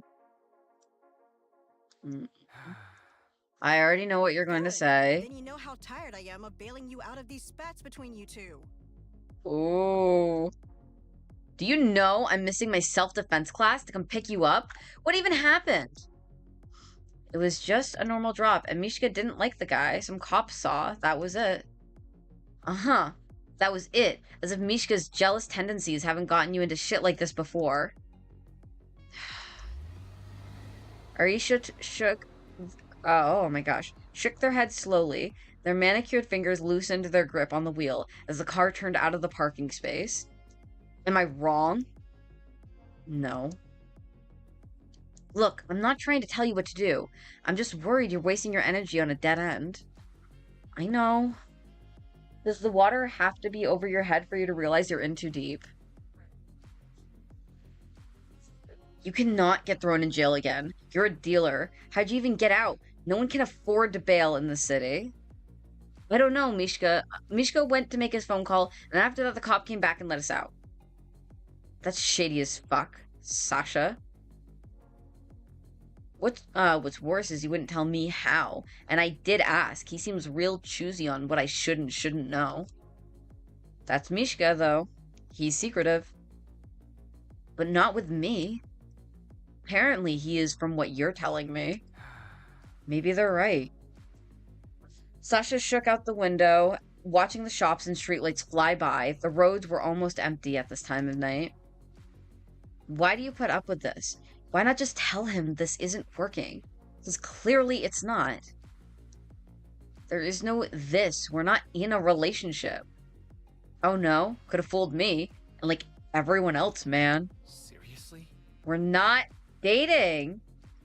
So then what are y'all? Because whatever it is, It doesn't look good from where I'm standing. Are you friends with benefits? Ugh. No! I don't know. Can we please? Sasha. Sasha, there's all kinds of relationships out there. And babe, whether you like it or not, you're in one. Friends fight all the time. You got so pissed at me once when we were building your bed frame. You didn't talk to me for a week. That was a bed frame, Sasha. This is jail. I just picked you up from jail. Fine. I'll add don't get arrested to my list of goals right next to not eating before bedtime. Yeah, well, at least think about what I said. I really don't like seeing you like this. Tires eased to a stop next to the curb beside Sasha's apartment complex, with the engine still running. Arisha put the vehicle in park. Almost immediately after the car stopped, Sasha pulled the door handle and stepped out. Uh-huh. Thanks for picking me up. Hey. Yeah. And if I miss another class with my hot instructor because of you, it'll be another week of not talking. Call me later. Sasha couldn't help a small smile from forming as he rolled his eyes and shut the car door. He watched the little hatchback pull away from the curb and rumble down the street. So then, what are y'all? Sasha sighed before heading into his apartment building. Getting spicy. Fuck, I'm so hungry. I gotta stop waking up so late. With a slow yawn, Sasha headed down the sidewalk and looked for a place to grab something to eat. He passed by quite a few good restaurants, but none of them were exactly what he was craving. The craving itself was hard to pin down, though. What do I even want to eat?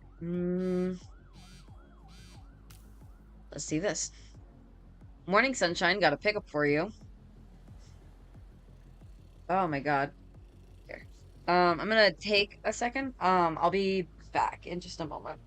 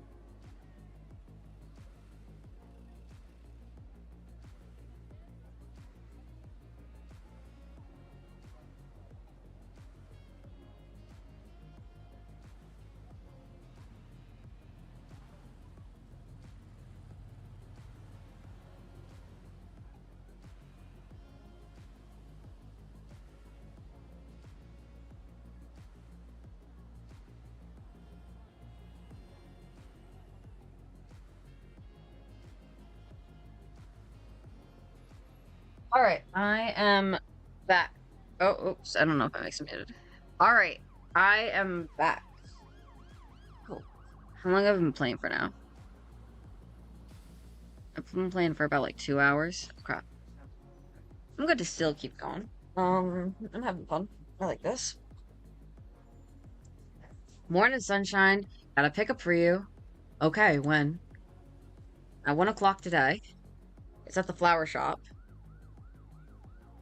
It's 1 o'clock right now. Is there a reason you can't go get it? It's 1 o'clock right now. If it's 1 o'clock right now, why the fuck are you telling me now? Sure is. Get moving. What do I do with it? Sell it? You'll drop it off at the Club Trinity later tonight.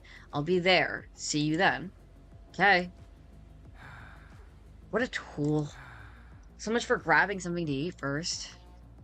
Sasha pocketed his phone and sighed deeply, his stomach rumbling.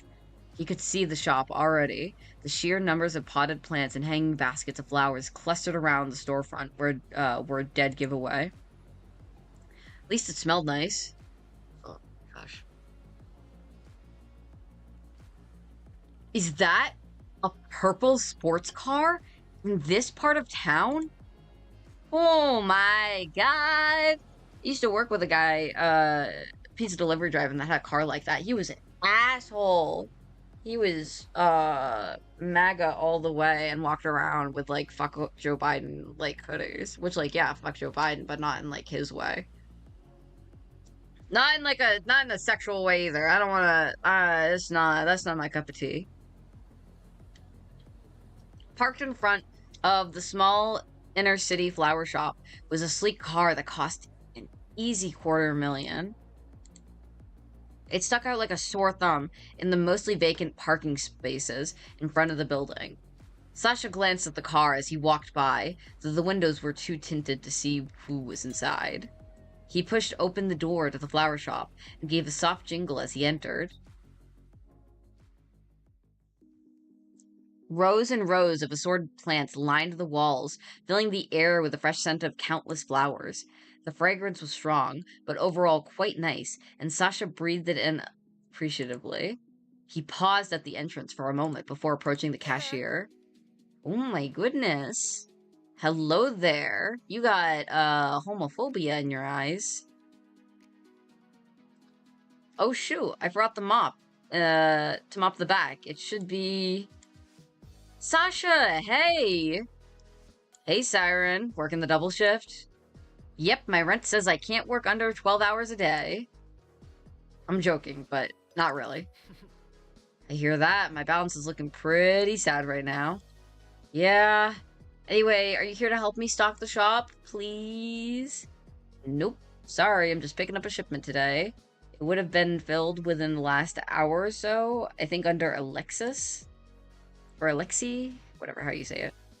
Oh man, I could have really used the help. I'll check the sheet to see if it's ready. If it's in the back, though, I'll have to wait.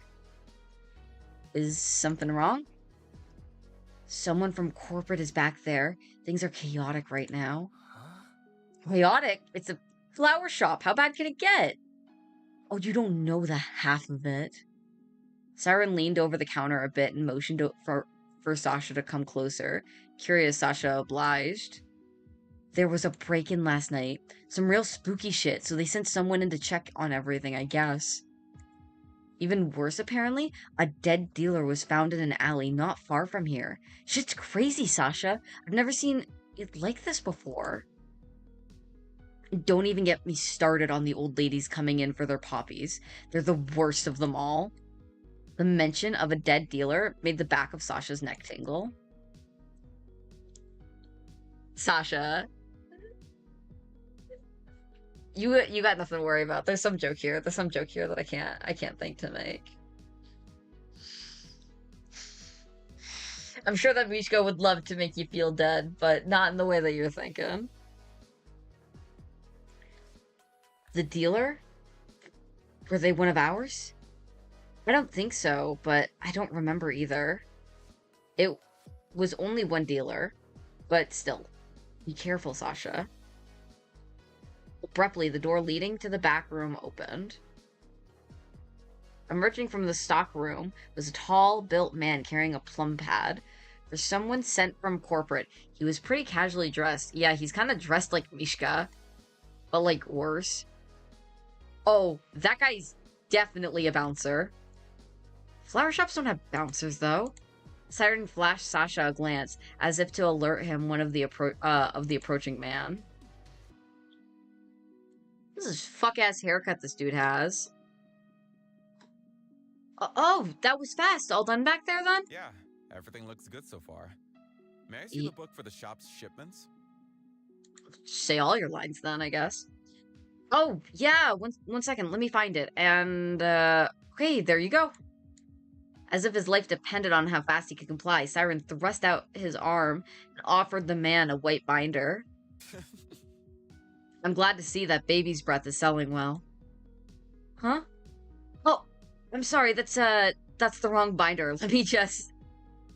Quickly ducking down behind the counter, Siren searched frantically for the correct binder and popped back up a few seconds later. Okay, yeah, purple binder for inventory. Here you go. Selling flowers and drugs is hard to keep track of sometimes. Thanks.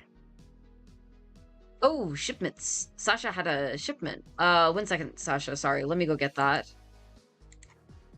Before the end of his sentence, Siren had already vaulted over the counter and briskly headed into the back. Once Siren had slipped away, the room was filled with silence. Awkward. The only sounds in the room now were the quiet taps of the man typing on his tablet compared to the notes on his binder. Sasha finally broke the silence. So, flowers. Serious business, I see. The man looked up from his tablet.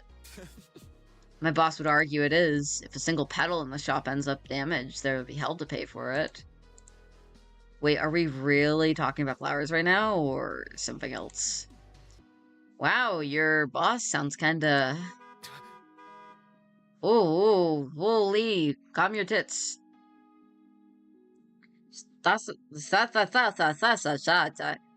Sasha's thoughts were cut off by incessant honking from the vehicle outside the shop. Huh? That's my cue. Well, I hope you... Jesus Christ! Chill the fuck out! I hope you have a good day. Take care. Shut up! That was louder than I thought. I didn't mean it for it to be that loud. Oopsies. With that, the man closed the binder and turned to leave, the bell on the door chiming faintly as he pushed through and left the store. I'm really embarrassed. My roommates are home. Oh. It's hard. It's hard being on T. I feel like it's really hard to switch between my voices. Like when I try to talk in my upper register now, it kind of just comes out as like air. And I think that's what happened.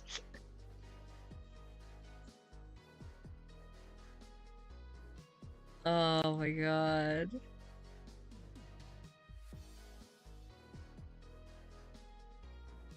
Oh my god. I'm really embarrassed. I didn't get any texts from my roommates. Okay. Sasha peered out the window, watching the man get into the driver's side of the purple car. Man, I wish I had money. Okay. Whew. Sorry that took so long. For some reason, I had to dig to find this one. Anyway, here you... Oh, did Vadium leave? That guy from corporate? Yeah, I didn't get to say goodbye. Oh well.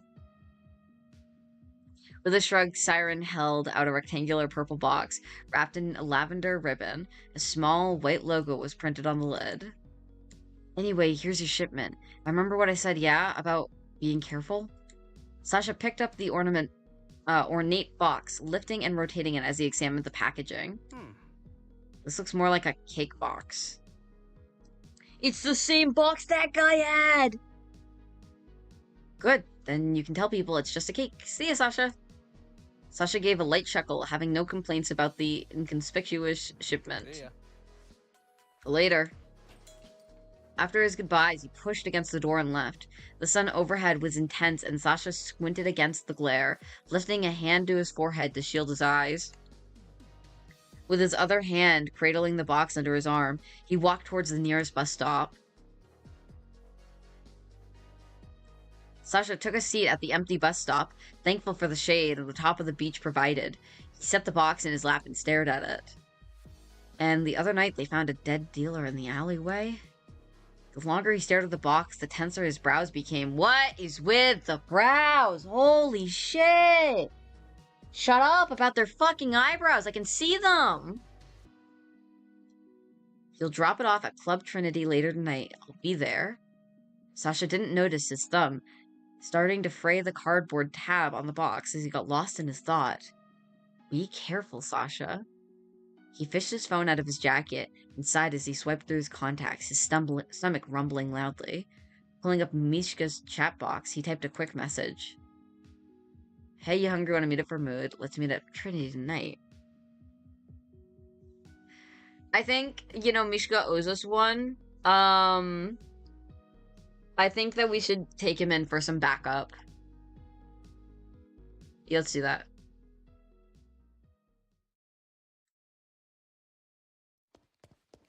The sound of labored breathing across accompanied the steady impact of shoes on concrete while Mishka jogged down the street. A single earbud beeped to inform him of a new text. Whew! Oh my god, goddamn! Really? What does he want from me now? He slowed down to stop near the corner of the street, one hand pulling out his phone while the other wiped at his forehead. Mishka glanced at the message and dropped his shoulder as he read. That club's not a great place. Guess I'll go see what's up. He briefly glanced over his shoulder before eyeing the message again, responding with a simple, yeah, I'll see you tonight. He pocketed the phone. Don't even pretend like you don't want to see him. You're a fucking little Labrador. You fucking love this shit. With a heavy sigh, Mishka started jogging again. Oh my god, it's the emo twing! It's the emo twing! Mm-hmm. Holy shit. Imagine walking around in like broad daylight through like just like through like I don't even know what you call that. Through like just like the city, wearing that outfit and being like, I'm so inconspicuous right now. No one's gonna fucking know that I'm like being weird and stalkery. It's like, what the fuck? You were the most obvious motherfucker I ever saw. The afternoon had faded into night, and the city's neon glow illuminated the streets with various colors. A massive line had formed outside of the Club Trinity, winding around the front of the building and continuing down the sidewalk. Loud music spilled from the doors every time they opened to let in a new group of people. Sasha squinted as he looked down at the line, searched for a familiar crop of pink hair. When he didn't spot his friend, he reached into his pocket to check his phone. His other arm held the purple box close to his side. Sasha. With a slight jump, Sasha turned around and saw his taller friend approaching him. His shoulders eased down and he shoved his phone back into his pocket. I didn't think you were here yet. I was around the corner for a bit. The line wraps around the building. I didn't think it would be so busy tonight. Yeah, me neither. So... Wait. Sasha, listen, we don't have to do this right now. Okay. We can do the whole apologies and feeling things after, okay? I just want to try to have a good time. Yeah, about that. About what? I'm here because I have a drop. Are you serious? It'll be quick, I promise. After that, we can head back to my place and order a pizza or something. Should have known there was a catch. Hey, I'm sorry, okay? My boss literally texted me this afternoon. I wasn't supposed to work today. Sasha sighed and shifted a box beneath his arm. Mishka caught a glimpse of the ornate package Sasha was carrying. Where did you get that? Sasha followed Mishka's eyes to the box. This? It's my shipment. Fancy, huh? Have your shipments always looked like that? Nah, this one's new. My guess is they don't want it to look suspicious. It spreads through the city faster that way. Right. Come on, the sooner we get this over with, the sooner we can bail and go back to your place. I'd much rather do that than go inside, honestly. On any other day, I'd love to go clubbing, but not with my boss there.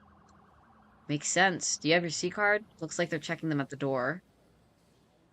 The line was growing smaller by the minute, and the pair gradually made their way towards the front.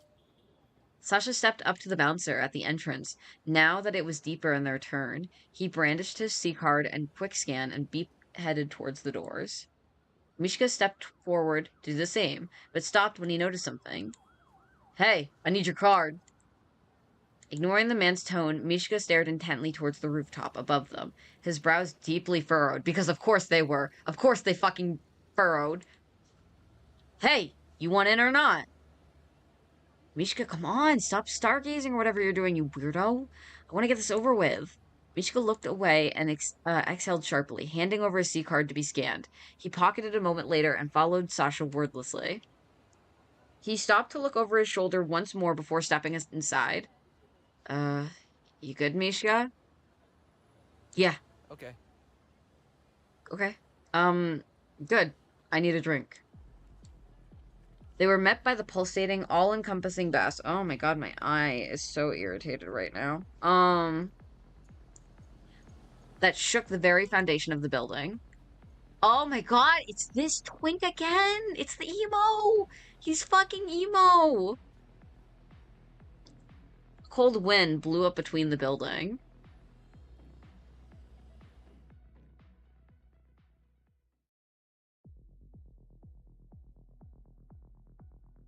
The vibrations from the speakers rumbled in Sasha's chest so powerfully he could feel it in his fingertips. The pounding rhythm of the music and strobing neon lights engulfed him, sucking into the club's atmosphere. The two pushed through the crowd, weaving tightly between people. Sasha stayed close behind... Oh, wow. Mishka stayed close behind Sasha, who seemed determined to get to the bar. Once they were there, Sasha slid into a high stool and propped his elbows on the countertop. Mishka stood next to him, easing close to Sasha's ear so his friend could hear him. You really need a drink to get through this. Sasha swatted at his friend playfully, making sure he still had his arms secured around the small purple box. It's just a drink. I want to loosen up a bit before heading over there. Where's the VIP room anyway? Pink eyes scanned the dance crowd and swept over the back of the room, trying to spot any roped off areas. Mishka looked back down at Sasha. Oh yeah, both your eyes like matched your hair color. Like, is this your natural hair color that? No, your hair is brown right here. Okay. Oh my god, my eye is so irritated right now. Oh god. Fucking, I got pink eye. In the back, somewhere over there, I think. Half leaning out of the stool and onto the counter, Sasha raised his voice to order his fruity drink. You'll have can I get a fucking sunshine surprise? Hold the glitter. Yeah, man, I got you. Type shit. The bartender gave a nod and started mixing. Sasha grabbed a nearby napkin and started shredding it absentmindedly. Making a fucking mess. You want a drink? No, I'm good. Okay, that's weird. You drink more than I do. Are you still upset? No, really, I'm good. I want to stay on my toes tonight. Sasha shrugged and wrapped nimble fingers around the glass that had been set in front of him. He smiled at the bartender and stuck a tiny straw into the drink. He stirred the ice for a few seconds before taking a slow sip. Mishka watched his friend for a moment. His brows... What did his brows do? They lifted curiously? They lifted curiously? Did they? Sasha, are you stalling? What? No, I'm not. Okay, yeah, you are. I don't want to go back there. The shredded remains of Sasha's napkin sat in a neat pile next to his drink, leaving him to play with his straw. Look, the sooner you do this... I know, the sooner I can be done with it, I get it. Alexis can wait for a little, it's fine. You want to try this? Sasha. Mishka draped an arm around Sasha's shoulder and sighed. He reached for the drink in his friend's hand and took a sip. It's not that bad. No, come on. You can do this, right? It is that bad. Alexis sucks. Or Alexi. I think that's how you say it. Alexi. I think I've been saying it wrong this entire time. Bubblegum Bum Bum in the fucking background. And Melon Milky. With a groan, Sasha stood up and leaned into Mishka's one-armed embrace. He finished the rest of his drink in one swift motion and set the empty cup on the counter behind him. As they pushed their way through the dance floor, it became apparent just how packed the club really was. Sasha squeezed past a few people following close behind. I'm gonna go clean my face off real quick because my eye is really bothering me.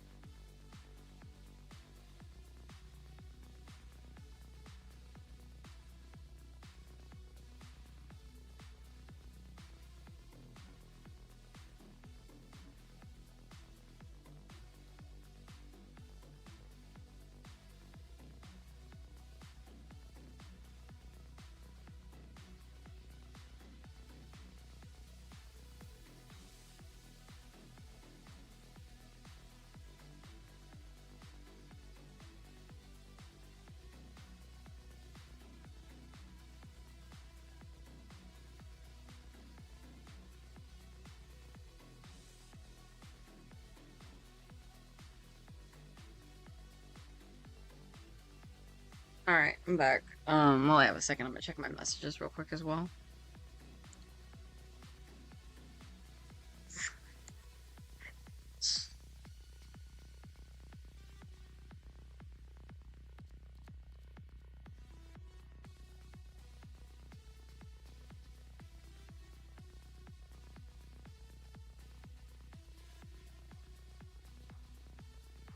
My friend got back to me about the Celsius thing, and I said I was gonna ask what 28 degrees Celsius was in Fahrenheit. It's 82, by the way. She said I would have no idea. I said I realized that mid-type. I feel so fucking stupid. Okay. Sasha squeezed past a few people with Mishka following closely behind. The door before them was bright red, a stark contrast against the darkness of the club's walls. A broad-shouldered man stood at the threshold with his arms crossed. Sasha moved closer, sheepishly scratching the side of his nose. Hey, Richard, was it? I'm here to see Alexei. Mishka glanced behind them once they reached the door, scanning the faces in the crowd.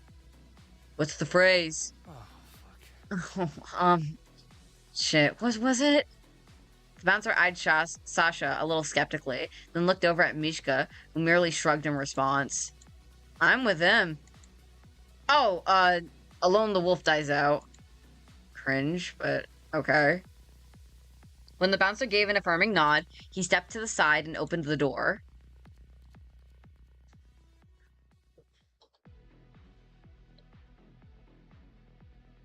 Sasha and Mishka walked inside, the purple box still cradled under Sasha's arm.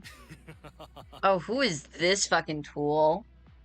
Oh my god. About time. There he is, the man of the hour. Did you have trouble finding the room? No, not really. Then I guess you have another reason for taking so damn long.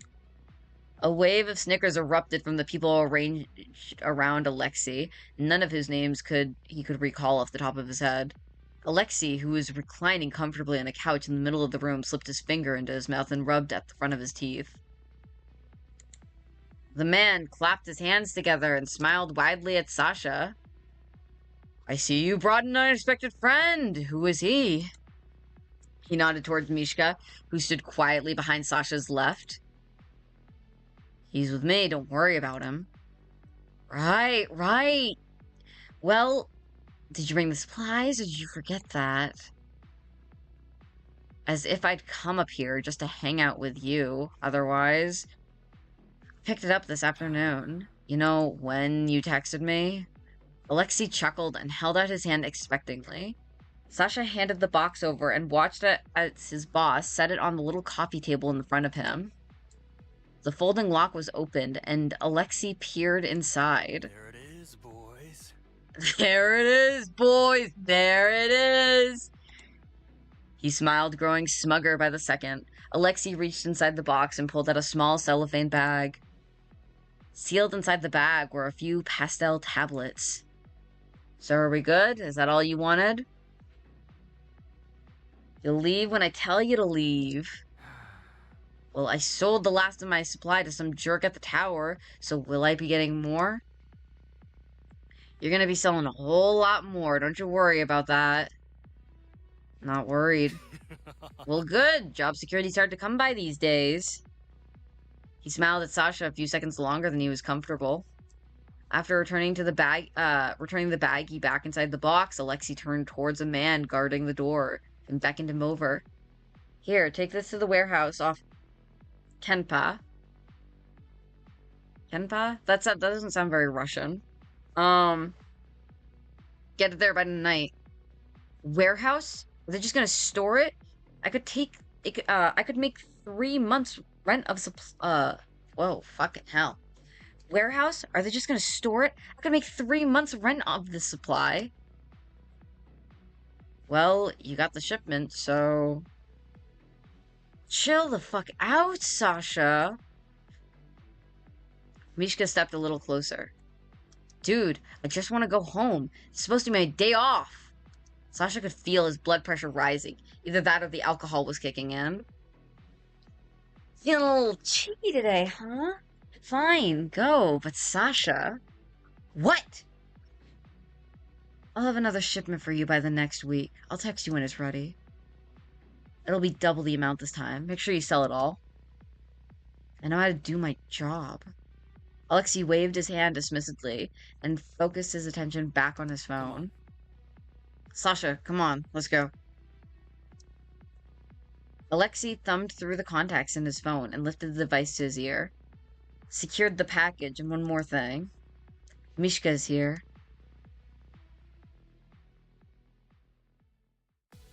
So he knows who Mishka is. Alexei is in on this.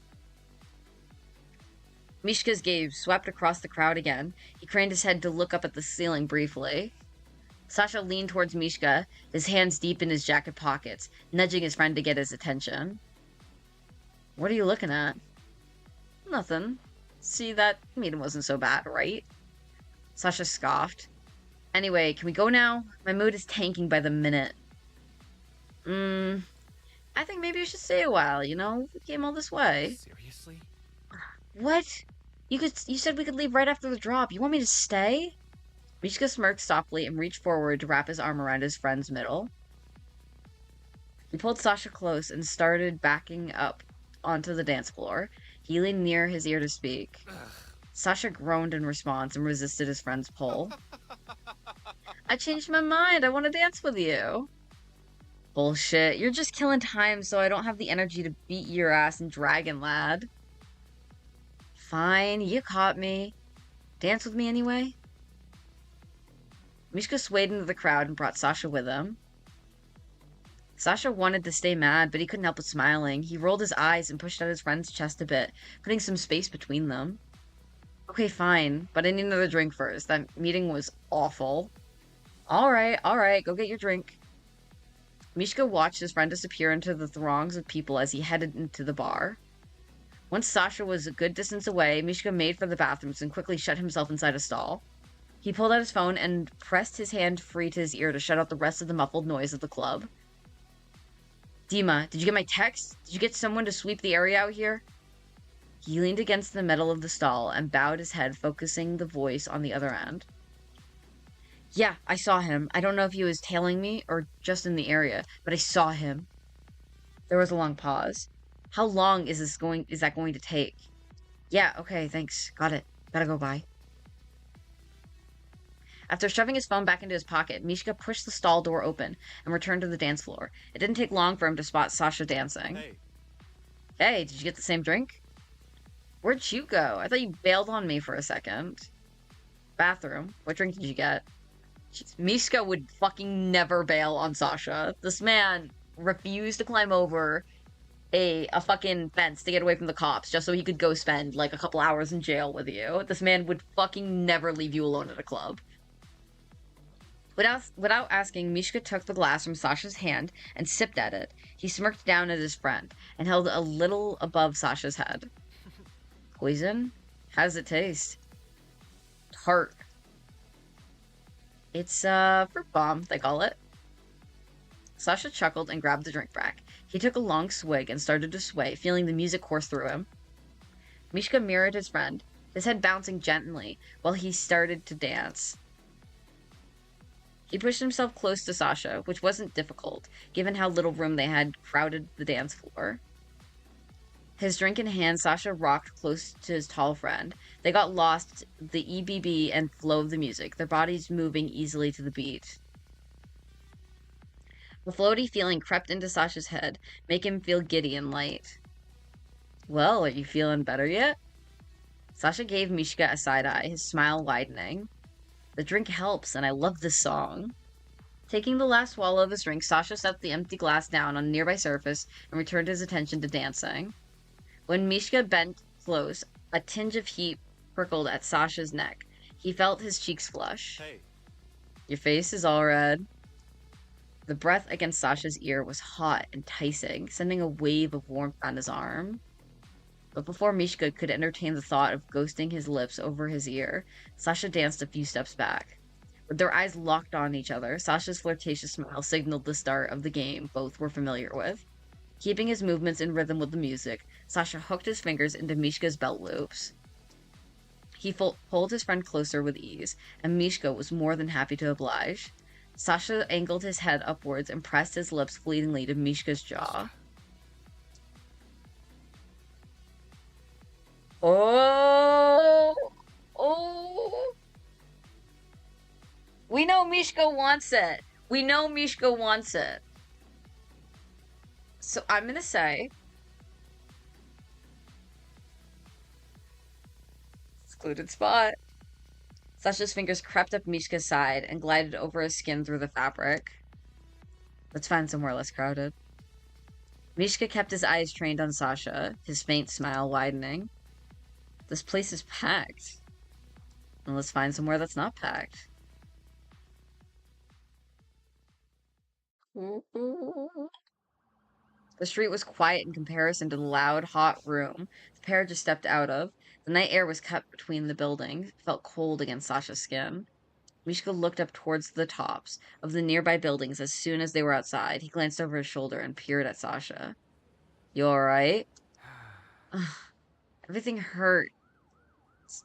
Did they already have sex? Did I miss that? Because I put in the safer work option? Oh. Did they have sex? Dude, I'm coming back to this after I stream this. Not tonight. Maybe tonight, actually. I could probably skip through the options. Everything hurts. Did you call a taxi? Sasha's voice was just above a mumble. His ears still rang from the music. He was feeling lightheaded. You already asked me that. I said yes. Oh. Sasha closed his eyes and laughed before bundled up tighter in his jacket. Mishka smiled at his disorientated friend and wrapped an arm around him, making sure he wouldn't trip over his own feet. You'll have no trouble getting to sleep tonight. Yeah. The rideshare pulled up to the curb, where a tired Sasha was propped against his friend. Here we go. Ooh, luxurious. Mishka pulled the car door open, and he held it open for Sasha, who easily slipped inside. Once Sasha was in, Mishka looked back up at the rooftops. There, the leather upholstery of the back seat was pleasantly cool, and he immediately pressed heated cheeks up against it. Mishka leaned inside the car and reached to offer his C-card to the driver. Just charge twice the normal rate and make sure he gets home safe. Sasha's brow furrowed. Of course it fucking furrowed! Of course his fucking brow furrowed! And his head quickly swiveled towards Mishka. Wait, you're not coming with me? Mishka smiled at him. Nah, something came up. Oh my god! He fucking ghosted him! I'm a fucking liar! I'm wrong! Sasha squinted at his friend. Are you kidding me? That's stupid. Yep, but I gotta deal with it. The driver handed Mishka's card back to him. Mishka slipped it back into his pocket and leaned at the door for a moment. Don't give me that face. I'm gonna. The pout he wore didn't last long and slowly eased into a smile. I'll text you when I'm done. Sasha felt more appeased when Mishka reiterated his plans and nodded. Fine, go do stupid stuff. Mishka chuckled and waved to Sasha before closing the car door. He watched the car pull away and head down the street. His smile slipped away as he turned to walk to the other direction. Ooh.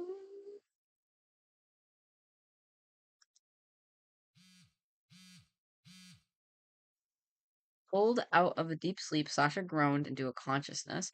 Lifting his head from the pillow, he squinted over his phone where he sat on the TV stand. This dude was gonna get dick down so hard, and then he got fucking cucked by the fucking hitman police. What the fuck? Poor Sasha. Are you serious? It's so far. He flopped his head back down on the cool pillow and shut his eyes. Oh my god, is this fucking Alexei? Seriously? Fucking Christ. Propping himself up on one elbow, he glanced back over at his phone. Its screen shone like a beacon in a dark room. What time is it even? Let's answer it. Not even bothering to check the caller ID, Sasha begrudgingly grabbed his phone and pressed it to his ear. What? Labored breathing echoed over the line. Sasha's brows. Of course his fucking brows tensed! Because they're always fucking tense! Of course his fucking brows! Shut up about the stupid fucking brows! I'm so fucking sick of this game mentioning their fucking eyebrows! I'm done with it! Stop it! His lips pressing tight. Is this a fucking joke? Who is this? Holy shit! Mishka, what the fuck happened to you? Gaze. Thread needle. Peroxide. Get on the red line. Take it! Take it! 3 stops! Sasha's breath hitched in his throat. What? He felt his blood run cold, the sound of a familiar voice, and his heart rate dropped into his stomach. His entire body froze, unable to move. In the alley. 53rd and 4th intersection. Behind the blue dumpster. What happened? Go. Get everything. Deep breath. Sasha shook himself out of his daze and launched himself out of bed, hurrying towards the bathroom. He tucked the phone between his ear and shoulder so that way he could free up his hands. I'm leaving. I'm on my way now. Damn it! Where's the first aid kit? The clatter of items falling over the small bathroom made Mishka chuckle softly on the other end. Don't drop anything, jeez. Sasha couldn't laugh, not at a time like this. His hands shook as he assembled everything and shoved it all into a plastic bag. His heartbeat thundered in his ears. Okay, I'm coming now. Hang on, I'm coming. He raced to the door, grabbed his jacket and keys, and left as fast as he could. Mishka's ragged breathing was the only sound between them as Sasha bolted to the subway station. As the longest train ride of Sasha's life. His body felt numb, even as he jogged to where Mishka told him to go. 53rd and 4th, 53rd and 4th, 53rd. Plastic bag crinkled in his jacket as he ran, but he paid no mind.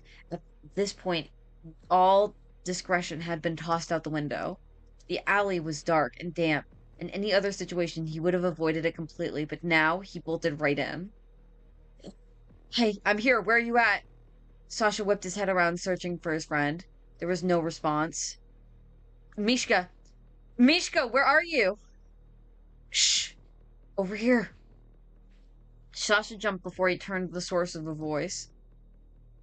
Oh my god! My baby boy! Seated beside the dumpster with one leg stretched out over the other, pulled up to his chest, a hooded Mishka. He held his side tightly with both hands. He could hardly lift his head to look at Sasha. Sasha rushed over and dropped down beside him. Eyes wide, he stared to untie the plastic bag with shaking hands. Mishka, what the fuck? Where are you injured? What happened? Mishka shook his head feebly, reached up and grabbed his mask. He pulled it down off his mouth with a groan. With his hands no longer covering his side, the dark red liquid seeping through his shirt became visible. Sasha's stomach flipped at the sight. Mishka, there's no time. The peroxide. Did you bring the sewing kit? Taking the edge of his shirt in his hand, Mishka peeled the wet cloth of his skin with his pained hiss. A sudden stream of blood poured from the gaping wound just below his rib cage. It ran down his skin, pooled underneath him, staining the asphalt. Sasha's heartbeat began to pulse in his ears. His head felt light and dizzy. Even all thought left his mind. He couldn't look away from the stab wound. Sasha, do you know how to sew? Sasha! Oh, sounded very alert. Sorry. Sasha, I didn't know this was how I sounded right now. Major blood loss is happening. But Sasha, I'm coherent. I'm coherent as ever. So Sasha, please. No, and thread the needle at least, please. Sasha nodded and rummaged through the bag until he found the needle and thread. His hands wouldn't stop shaking while he tried to push the thin string through the metal loop. I can't do it. Mishka winced and balled up his shirt, pressing it firmly against the wound. His brows were tense! Who could have guessed? He glanced at Sasha. God, I'm lightheaded. Why not call an ambulance? Keep your voice down. Sasha could feel his eyes welling up, his throat tightening painfully, attempting to clear his vision. He wiped his eyes with his sleeve. Hey. It's all right. Take a deep breath. Mishka's voice sounded further and further away. Sasha choked back the sob that threaded and jumped to his throat. It hurt to hold it in. What? I'm fucking lightheaded. Holy shit, I need to drink some water. I'm more lightheaded than fucking Sasha. Holy shit. Or fucking Mishka, whatever. I can't do it. Mishka did his best to lean away from the dumpster and lifted his hands to rest over Sasha's. Although bloody, they were surprisingly not shaking. Deep breath. Just one thread. Steady in your hands. With Mishka's grip stabilizing his own, Sasha was finally able to push the thread through. A small wave of relief hit him. Got it. There. Mishka grimaced. He grimaced. What about his eyebrows? Please, tell me about his eyebrows right now. When he poured the peroxide over the wound, flashing gritted teeth. Don't look. He took the needle from Sasha and began to sew the wound closed. Sasha looked away, feeling sick to his stomach. He peered at the fire escape above them, then over to the window with the flickering neon sign, and back down at the puddles scattered around them. They should have just gotten lunch together. Suddenly, Sasha caught a glimpse of something reflecting in one of the puddles. His head shot up. It's the emo! It's the fucking emo twink! It's the emo twink! At the mouth of the alley stood a dark silhouette, its long shadow stretching out towards them. Sasha's heart skipped a beat, his eyes wide. Mishka tied off the thread and looked up, turning his head in the direction his friend was staring. Fuck! Sasha, help me up now! Oh my god. This is intense! We're intense! The emo's coming back! Sasha stared at the figure ahead of them, who was now approaching in a slow walk. Sasha, now! As if shaken from a trance, Sasha shook his head and scrambled to help his taller friend stand up. He preferred he was taller. Two more silhouettes joined the first, all three drawing closer by the second. Run! Sasha, go! And leave you? Stop playing around, come on, please! There was no time. Using whatever adrenaline was left in him, Mishka pushed off the pavement and started running. Sasha close to the side. Each step hurt more than the last. His body screamed at him to stop. They ran to the corner of the alley, small drops of blood splattering in Mishka's wake. The pair stopped in their tracks when they saw the large brick wall ahead of them. It was a dead end. No! Ragged breaths were getting faster. Mishka's gaze darted upwards, and he pointed at the fire escape above them. We can climb it. We just have to pull down the ladder. Can you reach? Mishka's grimaced and grabbed at his side, hunched over. The pain was agonizing. I don't know. Sasha turned back towards the ladder and jumped at the lowest rung. He couldn't reach it. Fuck! Sasha, they're coming! Sasha jumped again, every muscle in his body stressed to its limit. His arms swiped desperately for the ladder. The approaching figures brandished their knives while their footsteps grew louder. Fuck it! Without hesitation, Misa gripped Sasha around the middle and lifted him as best he could. He cried out in agonized expression, twisting his face. He clenched his jaw. He continued to push Sasha up towards the ladder. He could feel the thread of his stitches beginning to rip. Sasha wobbled a little, but stretched out his arm and reached for the lowest rung. When his fingers wrapped around the cold metal, he gasped. Got it! Mishka backed off and gave a faint smile. Good, now pull up, pull hard. Mishka gave the ladder a sharp tug. Nothing happened. Sasha! Sasha's breathing sped up, panicking coursing through him when he realized the ladder was stuck. No, please! Mishka spun around, wincing in pain. With a sudden movement, his eyes fixed all three silhouettes closing in on them. They were surrounded. Climb it! Sasha, go up! Sasha shook his head, choking and sobbing, forcing his way out. Please. No, not without you! How can this be happening? I can't believe this is... The first assailant stepped out of the shadows and into the dim neon glow of the alley, his golden eyes gleaming. Pathetic. You're an annoying cockroach, Mishka, but I'm sure you know that. Without warning, Ada leaped forward with both knives in hand. Mishka darted backwards and raised his arms to cover his chest and head. Ada's blade slashed, blinding speed cutting deep into Mishka's forearms. Mishka! Sasha held tight onto the metal rung, unable to pull himself any further, but unable to let himself drop either. The second attacker's fingers wrapped around Sasha's ankles and yanked him ruthlessly off the ladder. He hit the ground hard. A sharp pain shot through his leg on impact, and the air was knocked from his chest. Ah! The third figure charged him. Blow after blow rained down on him. Sasha's entire body was excruciating. Bitter metallic taste of blood filled his mouth and spilled from his lips. Something heavy hit Sasha on the back of his head so hard his vision blurred. Not even the adrenaline coursing through him could block out the intense pain. I'm gonna die. That's enough. We got what we came for. Distantly, he could hear Mishka desperately screaming his name. A loud ringing echoed in his ears, and the world around him seemed to slow. This can't be happening. Sasha turned his head right, forcing his aching eyes open as best he could, looking for Mishka. Mishka! Sasha! Sasha!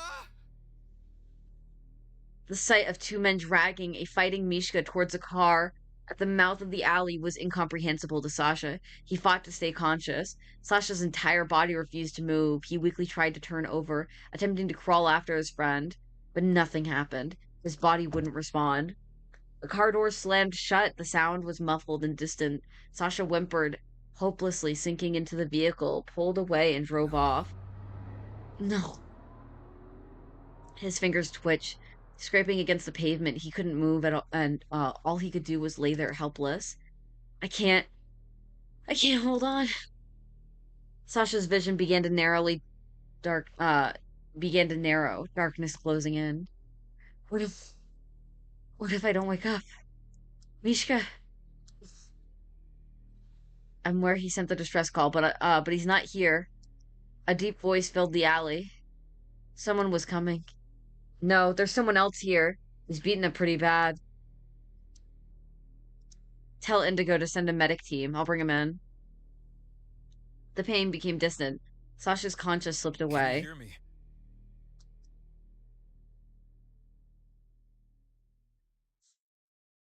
Oh my god. We've been streaming for about 2.5 hours. I think that that is a good place to end off. We're gonna save.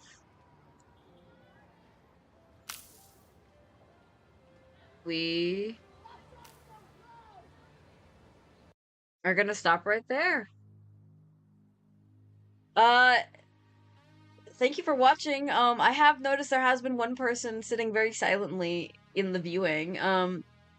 I don't know who you are, but thank you for watching. And thanks for hanging out with me for Nightshade. You're the drug. Oh, my little viewer left. I mentioned him and he left. Anyway, yeah, thank you so much for being here. This was fun. I'm hoping to get to play some more soon. We still got a lot of characters to meet. We've only barely met Ada. Don't know who this guy is. Don't know who this is. But yeah, let's hope our little gays are gonna be all right, and I'll hopefully see you in the next one.